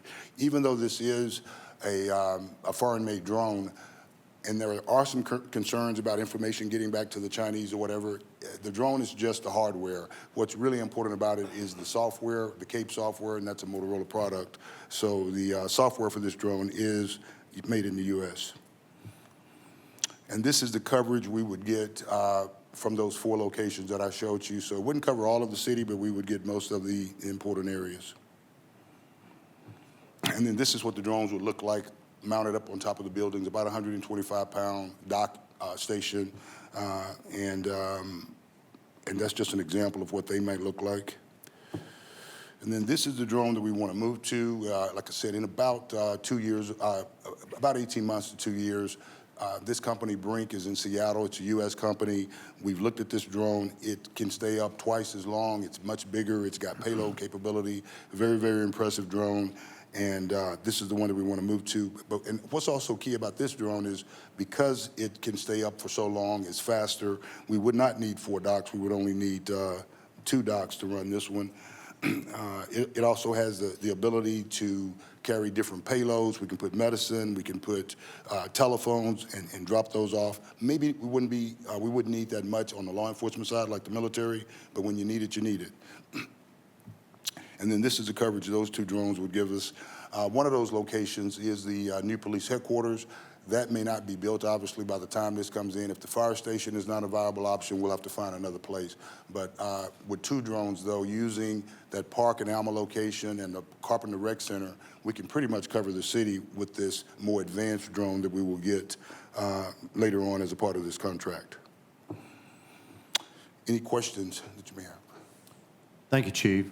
Councilmember Levine. Thank you, Mayor. Chief, I'm really excited about this, and I know that when I ran for council, one of the key things that I ran on was the idea of using technology to police smarter, and that was a cost-effective way versus blanketing the city with more officers, although more officers are always helpful. So I'm excited about this, but I want to clarify something. You would only launch these drones when needed for emergencies, police requirements. There would not be an ongoing neighborhood surveillance program or any other intrusive program in use of these drones. Is that correct? No, absolutely not. We would not be using them for that. State law already prohibits us from using drones in that surveillance a manner like that. And in fact, as these drones are launched, they're going to be just driving straight to the whatever the scene is we're going to. That's when the cameras will come on. So there would be no surveillance of anybody. And the drones for these, if it is connected to a criminal case, sometimes we may save it for training or maybe for marketing purposes on our website. But other than that, we don't save drone footage if there's no reason to save it. So. Okay. And also, I'm happy to see that you're considering the move away from the DJI technology. They do seem to have some of the best drones at this time, but as you are aware, the government seems to be moving in the direction of restricting some of their new products and activities. So there's always the possibility that support could become an issue. Well, and that's one of the reasons we have to move to an American drone. The FAA has put restrictions on them being able to develop further. But right now, they're still the best drones out there still. So, and I think they will be for the next 2 years. So we don't have any concerns with that. But what we realize, though, unless there's a change at the FAA on those restrictions, yeah, we're going to have to move to an American drone. And I think this one that Motorola has partnered with is the best solution. We've went out to Seattle, we've looked at it, and yeah, we're satisfied and confident that it'll meet our needs. Chief, thank you. And we also work with this company already for our SWAT drones are made by this company, and we're very satisfied with those. Thank you very much. Appreciate the presentation. Deputy Mayor Pro Tem. Thank you, Mayor. Chief, I have a few questions. You mentioned that they detect heat, these drones, but are they capable of detecting gas leaks or gas imaging on these drones? Gas leaks? Yeah. No. As far as I know, they don't have any kind of sniffing capability at all. Okay, I was just checking online because apparently there's availability in those type of drones, so I wasn't sure if we're purchasing those type of drones or not. But conversation for later on, maybe that can save some lives in the event that there's a gas leak in that area. The other one was during bad weather days, you showed that these drones would be on the rooftop.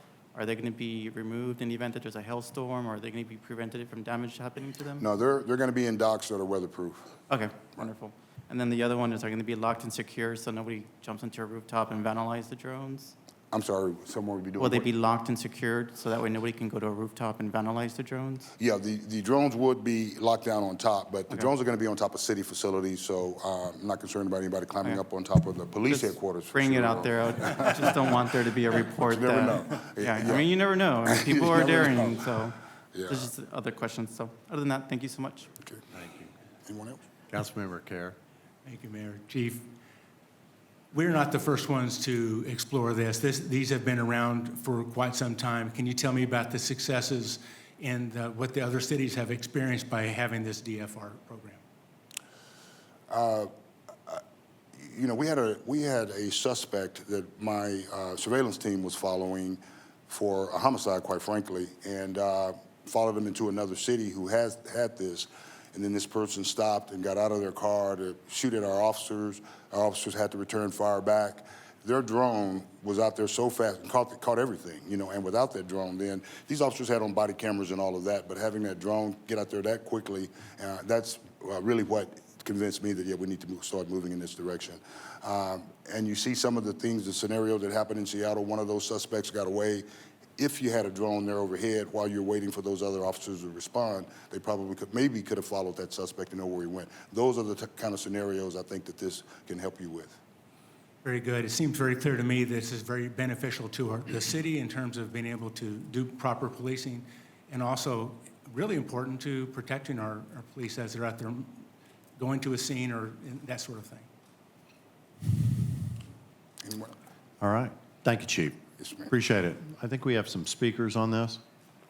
We do. The first one is Patrick Pilot.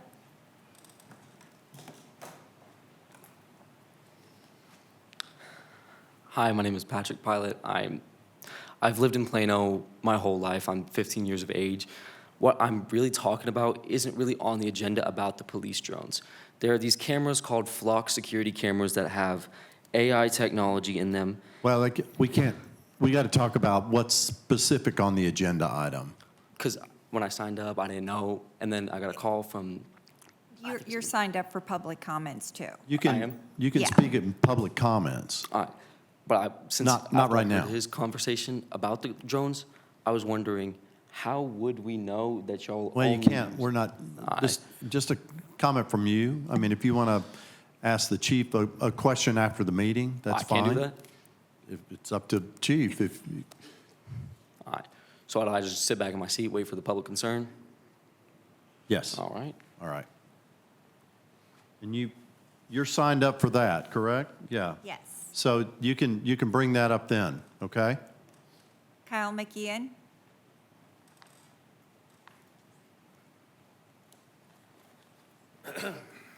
Good evening. My name is Kyle McGeehan. I'm a member of DSA North Texas and Revolutionary Front DFW.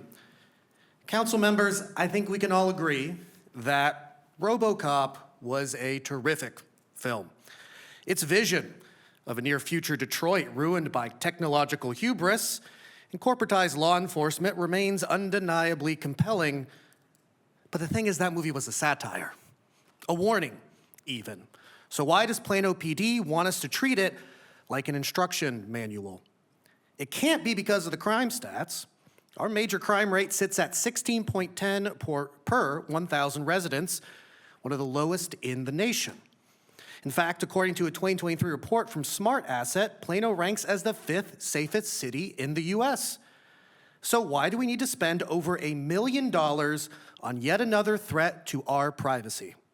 Are all the flock cameras scanning everybody's license plates not enough?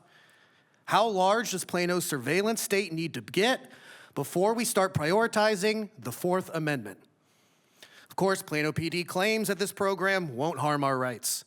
They say there will be restrictions limiting the scope of drone deployments and rules preventing these devices from monitoring citizens without reasonable suspicion. Well, geez, when you put it that way, I almost want to love Big Brother myself. But I received a nickel for every time police departments in this country exploited loopholes to evade accountability, then I'd actually have enough money to influence policy around here. Ask yourselves, council members, do you know exactly how the footage captured by these machines will be used? Are there sufficient oversight mechanisms to safeguard against warrantless spying? Also, have you assessed the risk of data hacks from ill-intentioned third parties? And finally, once you give the cops the tools and permission to fly drones outside of the pilot's line of sight, how long until mission creep sets in? Today's first response robots could soon be converted into everlasting eyes in the sky. Unless this council has thorough, persuasive answers to these questions, it should refuse to authorize this program. Otherwise, it'll be jeopardizing our basic freedoms at a time when they cannot be more vital. In an America where mere dissent is increasingly branded as terrorism, the rights of citizens have never been more precious. Serve your constituents with this one, council members. Vote no. The next speaker is Shirley Lawson.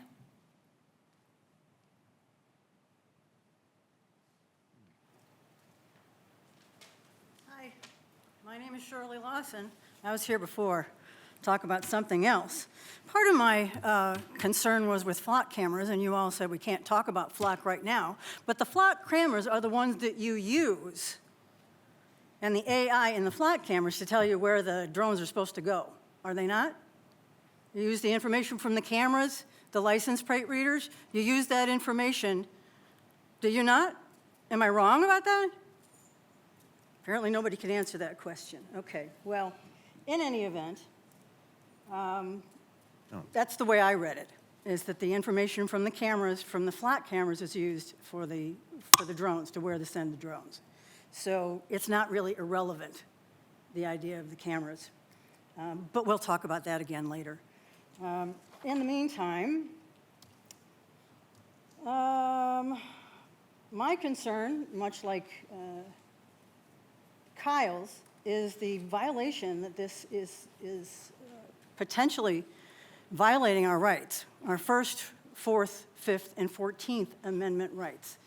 Drones have been used to spy on protests, perfectly legal protests, and then afterwards, people are coming home and finding that that law enforcement is showing up at their doors. The FBI in Washington showing up at people's doors, asking them what they were doing at that protest earlier. I don't know about you, but that sounds an awful lot to me like a violation of my First Amendment rights, or those people's First Amendment rights. When we talked about the AI data centers and we talked about flock cameras before, I really get the sense that a lot of your learning came after the approval of these projects. At least I know that's the case with the AI. That's what we were told. A lot of the learning about the problems with these surveillance systems. Am I boring you, hon? I'm sorry. Another nice sigh. I saw that. And I also noticed in somebody, when they heard DSA. I don't know who you're remark, talking so, to, well, but this is our meeting. So if you well, have something to fine. say, Then I'll please. yeah, I would rather Okay? not be sighed at while I'm talking, if that's all right. It's kind of rude. I wouldn't do it to you. Keep going. Okay.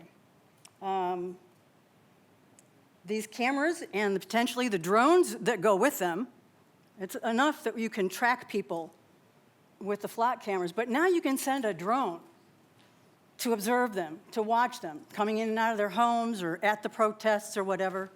And I just wanted to make sure that you guys 20 are thinking seconds. clearly about people's rights before you make this decision this time instead of afterwards.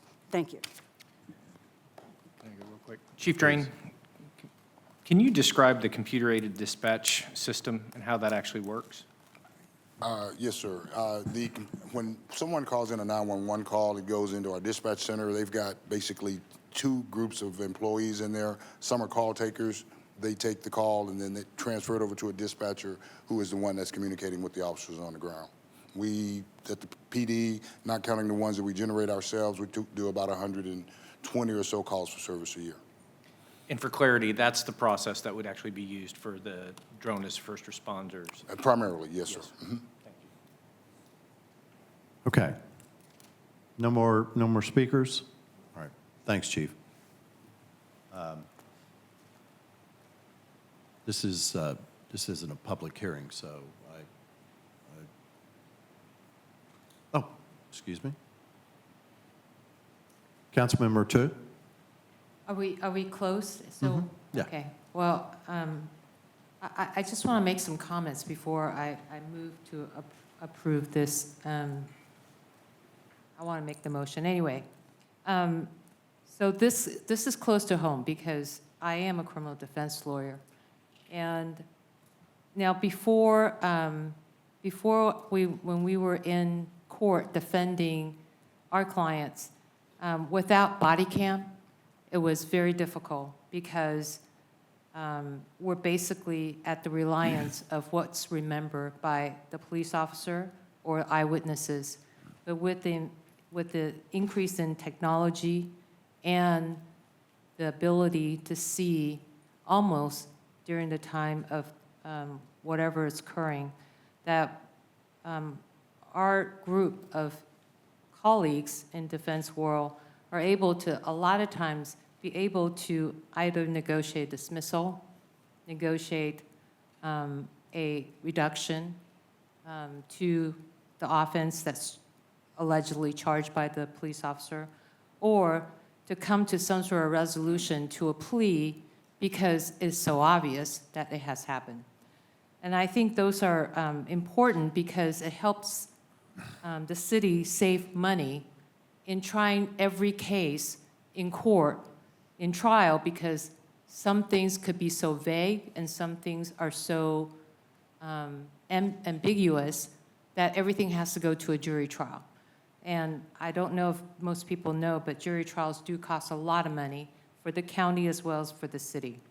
Our officers will have to attend, they have to sit there, and we have to pay for it. So with clarity, it really does help in resolving some of the issues with costs as well as some of the truth that needs to come out. In the City of Excellence, we need to keep up with the technology that's out there.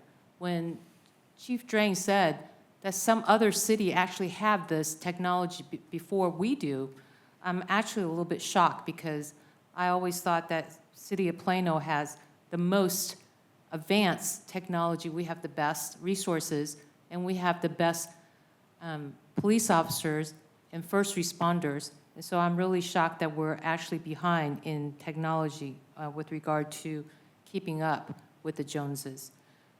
With regard to whether or not this is going to invade in our privacy, actually, everything is invading our privacy nowadays. Exactly.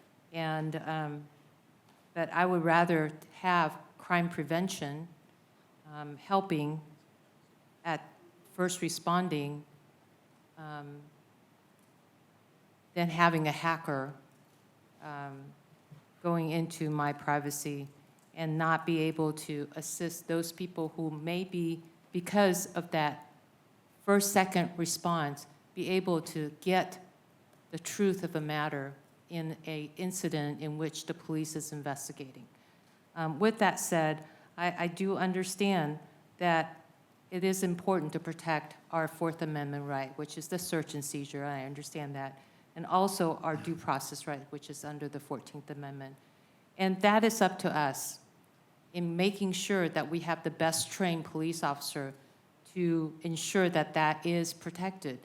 It is not to prevent technology from coming into City of Plano because everybody else has got it.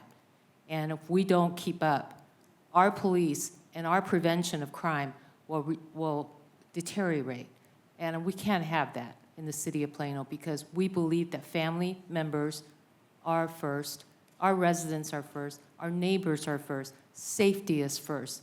And without having the best resources for our first responder, we can't stay the City of Excellence. So with that said, I like to move to approve.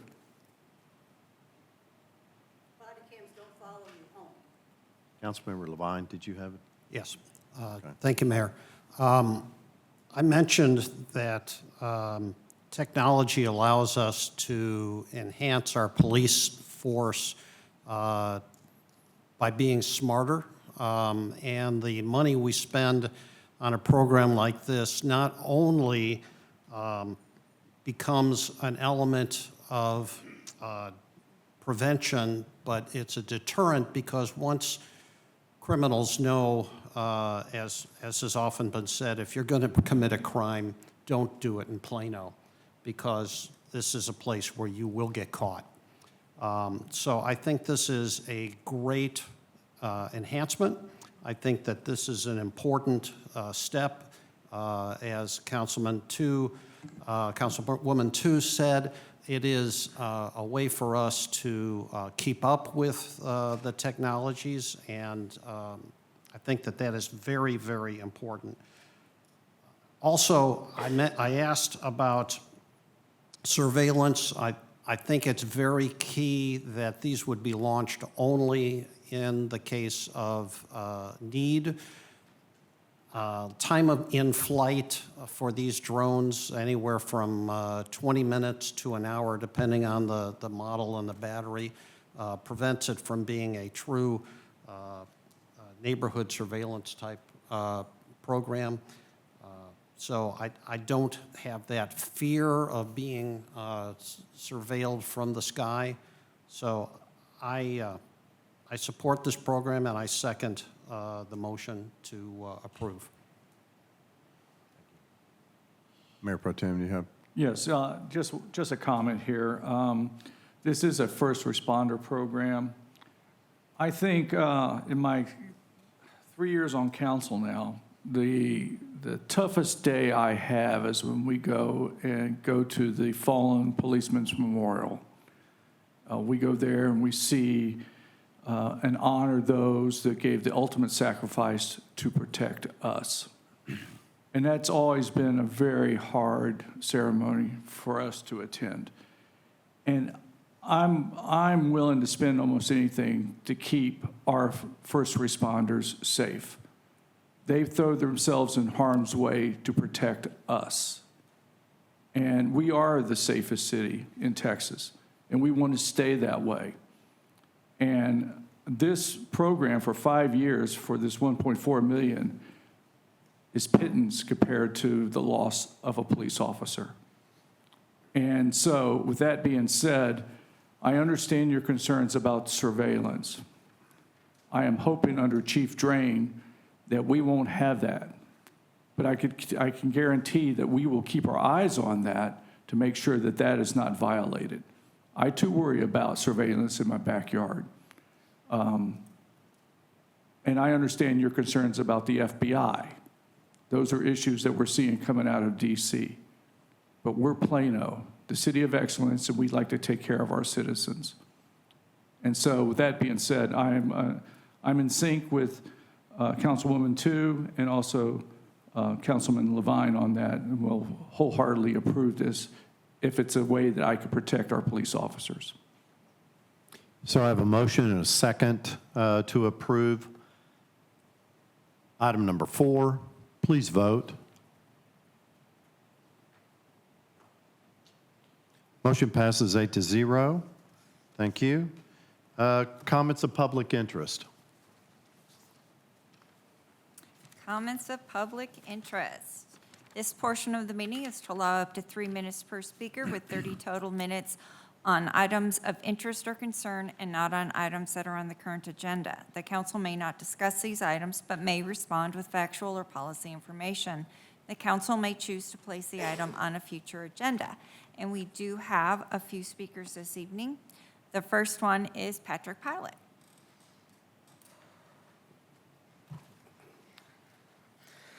My name is Patrick Pilot. I already said this. What those two fine American citizens said about this flock company. There are over 50 of these flock cameras in Plano as we speak right now. There are nearly 4,000 in the DFW area. Flock is a privately owned company. They are using AI technology to basically mass surveillance us. This is unconstitutional against our Fourth Amendment right. How do y'all feel about just being watched everywhere we go? I know that there's cameras everywhere, like the phones are watching us, but Flock is privately owned, and I'm not gonna say any names because I don't wanna get any controversy of me. A dozen police officers have been arrested for using Flock for unwarranted purposes, like stalking romantic partners, ex-wives, ex-girlfriends. A woman had an abortion in another country, and the police used 83,000 of these cameras to stalk her down across the whole country. She went to a whole other country to do something with her own body, and our country is trying to control what we do in surveillance. If Flock is, we got told it was for license plate surveillance to read and catch crimes. There is gunshot detection noises in these cameras. They are now learning for human voices. How does that even help? If a citizen is just walking, innocent citizen, walking down the street is under surveillance and getting their face scanned by these cameras, I would be lying if I wasn't absolutely terrified of how I'm gonna raise my kids in a country that is watching us. This is a mass surveillance operation, and If I can't change anything now, I hope to the fine young people of my friends and family that are watching on this live stream, y'all can spark a change and do what I am doing. Use your voice. Young people are not talked about enough. I'm probably the only young speaker in this building right now, and clearly I didn't get the dress code, but it's just crazy how we are getting mass surveillanced. How do y'all feel that, like cops, like he said, the chief, how do we know that he's not gonna use, or like other police officers that are specifically trained for this, not gonna use this for unwarranted purposes? And since this is a private-owned company, we don't know where this data is going, and especially with a bunch of young, bright minds that are coming now, days of age, it is really, really 20 easy seconds. to hack into these cameras and see what they are. Around 4 years ago, I was sexually assaulted by an adult. There was around 4 months of evidence that was into the FBI, and they dropped the case because they said there was no evidence, yet there was 4 months. How would we know that these cameras are gonna help? I am only 15. I was 13 and 12 at this time.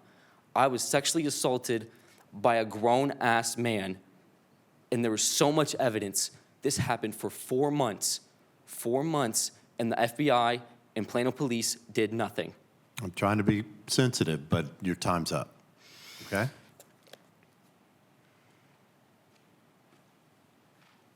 Next. Kyle McGeehan.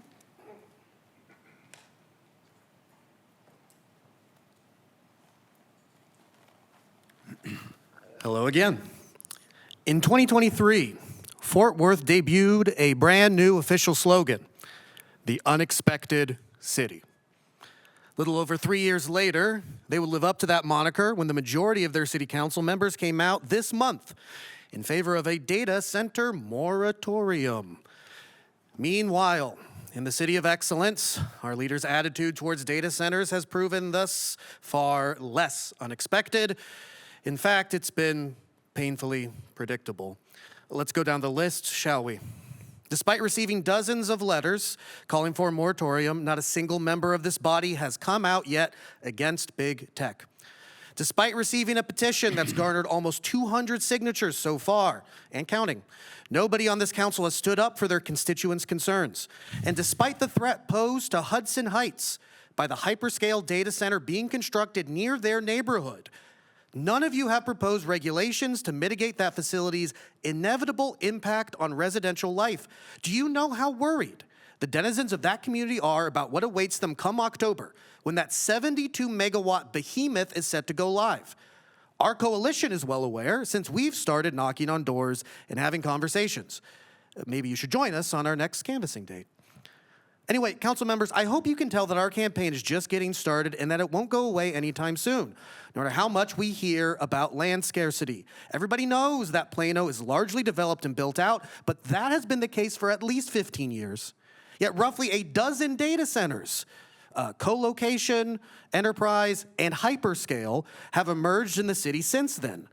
I recommend coming up with a better talking point, maybe by asking one of the chatbots these facilities are powering. But you might want to get to that soon, though, while our grid is still up and running. Just last week, a 10-minute outage struck the eastern half of the United States due to electrical fluctuations that experts attributed to Virginia's data center alley. The alarm bells are ringing, council members. Will you heed their warning? You should start listening now before the noise pollution from the Hudson Heights facility drowns them out. Also, Council Member 2, if you want to keep up with the Joneses and stay ahead of the curve, then let's go ahead and follow Fort Worth's example and move forward with a data center moratorium. Thank you. The next speaker is Jason Payne. Jason Payne. Crystal Curry.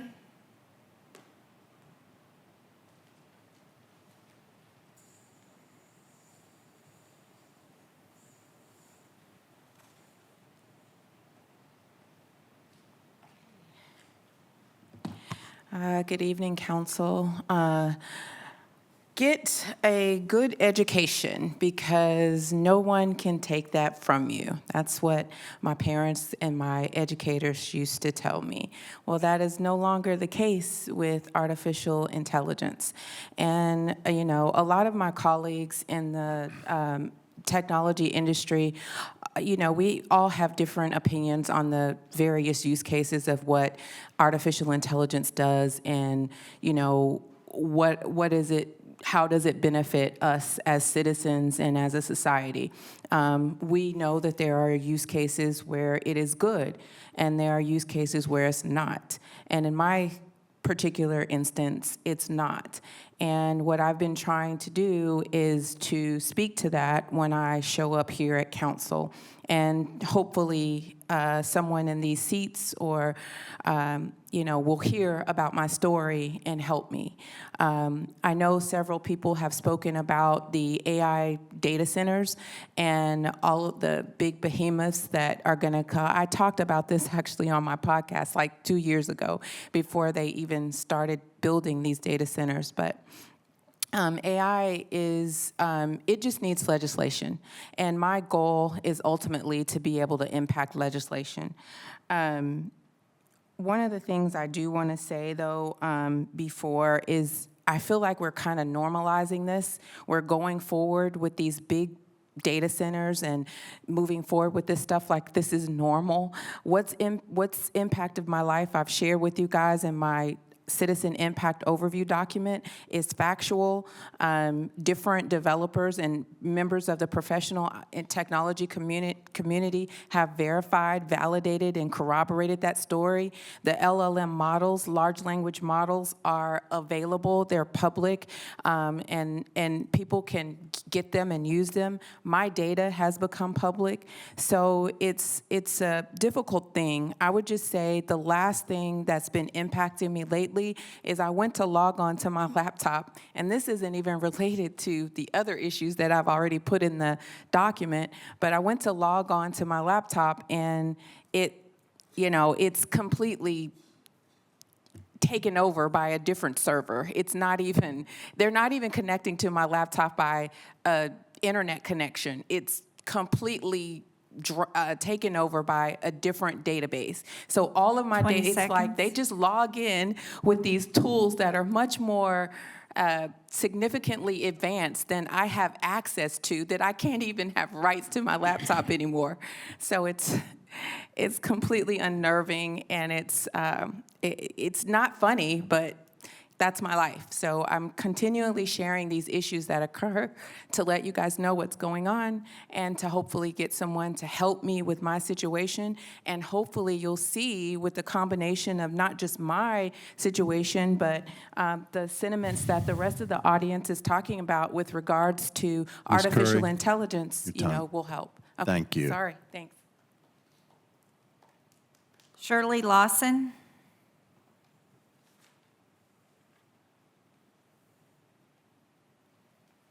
Hello again. I just want to follow up on, what was your name? Patrick, on what Patrick, this young man, was saying. He mentioned that there have been 12 arrests across the country of police officers using this to find their ex-wives or their ex-girlfriends or stalk people around there. 2 of those were here in Texas, in case you were wondering. One of them was in just recently. Ms. Lawson, would you put your And mic? the other one in Pasadena, Would you put your Texas. mic closer to you? Sure. Yeah. As I was saying, 2 of those police officers were right here in Texas, one in Baytown, one in Pasadena, Texas. The problem is not just about finding your ex-girlfriends either, though, because also here in Texas, which he mentioned, Johnson County, Texas Sheriff queried the flock systems across the country, queried 83,000 different plates across 6 different states in order to track a woman that they thought had had an abortion. She had left the state afterwards. They went through these states, at least 2 of these states, abortion is legal. And in most of these states, there are cities that have ordinances that say you can't use our flock, any of our technology, to find otherwise law-abiding immigrants. But they use it for that anyway. And The woman who supposedly had an illegal abortion, turned out the evidence they had was a menstrual blood clot. So I don't know how many thousands of dollars or hundreds of thousands of dollars were wasted by the Johnson County, Texas Sheriff's Office. But this stuff cannot happen. And I know you don't think it can happen in Plano because Plano's the city of excellence and you can absolutely trust all your police officers. But I'll bet money the people in Johnson County thought the same thing. Thank you very much. The next speaker is Prapti Srivastava.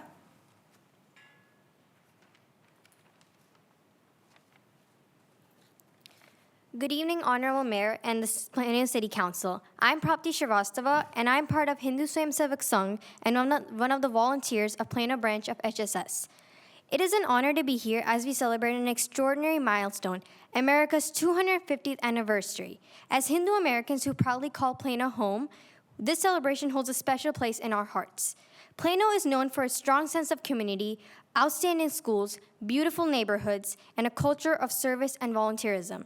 People from diverse backgrounds have come together to make this city one of the best places to live. And the Hindu American community is grateful to contribute through civic engagement, charitable service, cultural programs, and support for our neighbors. Our heritage teaches us the timeless principle of Vasudhaiva Kutumbakam, the world is one family. When our families came to America, we brought with us values of respect, service, family, and harmony. America, in turn, gave us the freedom to practice our faith, preserve our traditions, and fully participate in the life of this great nation. That opportunity is something we deeply cherish. This 250th anniversary has inspired an unprecedented celebration across the Dallas-Fort Worth Metroplex.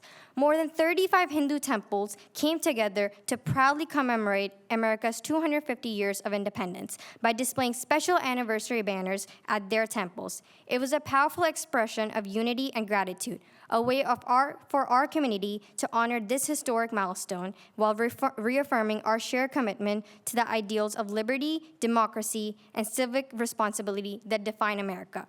The sight of these banners across dozens of temples was more than a celebration. It reflected the deep appreciation of Hindu Americans for the freedoms this country provides and our desire to stand together with fellow Americans in marking this historic occasion. As we celebrate 250 years of independence, let us continue strengthening the bonds that unite us. Our diversity is not a challenge to overcome. It is one of America's greatest strengths. By embracing both our cultural heritage and our shared American identity, we help build an even stronger, more welcoming, and more vibrant Plano. Thank you for the opportunity to share these thoughts. On behalf of the Hindu American community, congratulations to our nation on this historic milestone and happy 250th anniversary of American independence. God bless Plano and God bless the United States of America. Thank you very much. Thank you. The last speaker is Jeremy Matthews.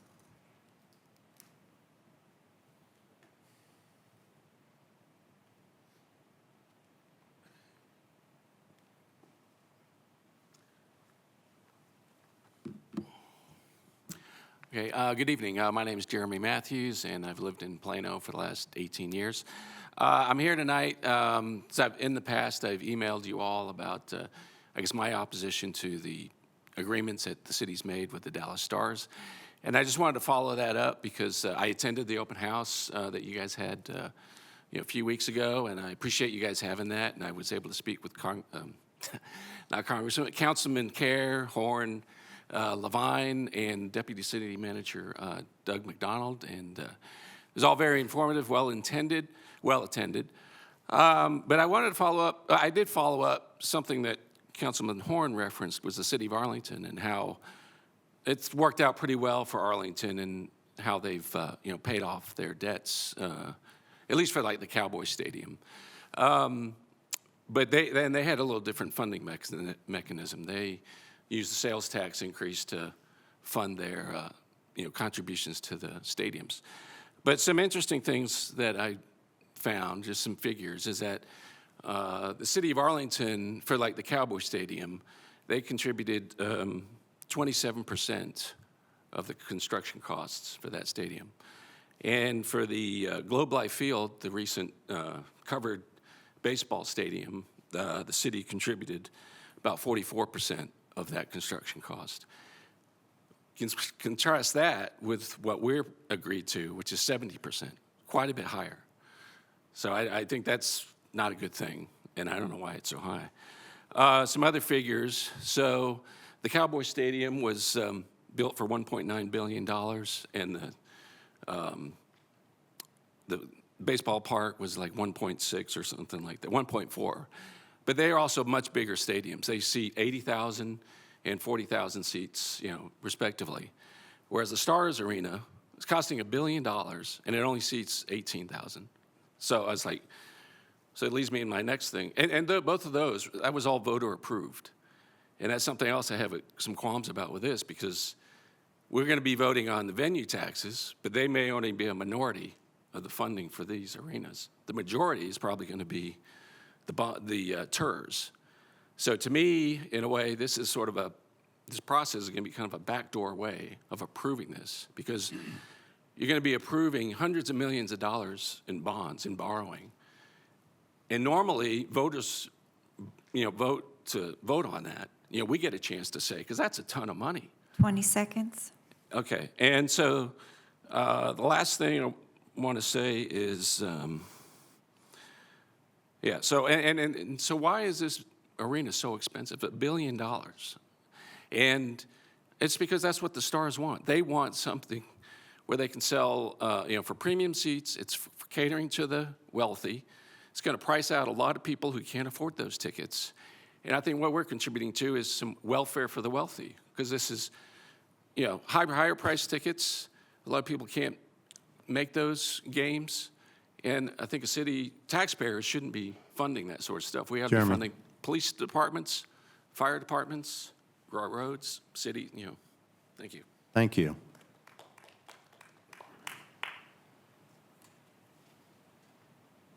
One thing on the feedback on the data centers. In Plano, the city's development regulations require adequate utility infrastructure. Professional engineers and city planners review development applications for compliance with city standards. The City Council appointed a citizen committee to assist with the review and update of development regulations, including standards related to data centers. So I just wanted to let you know we are in a review of those. With that being said, there being no further business, we are adjourned.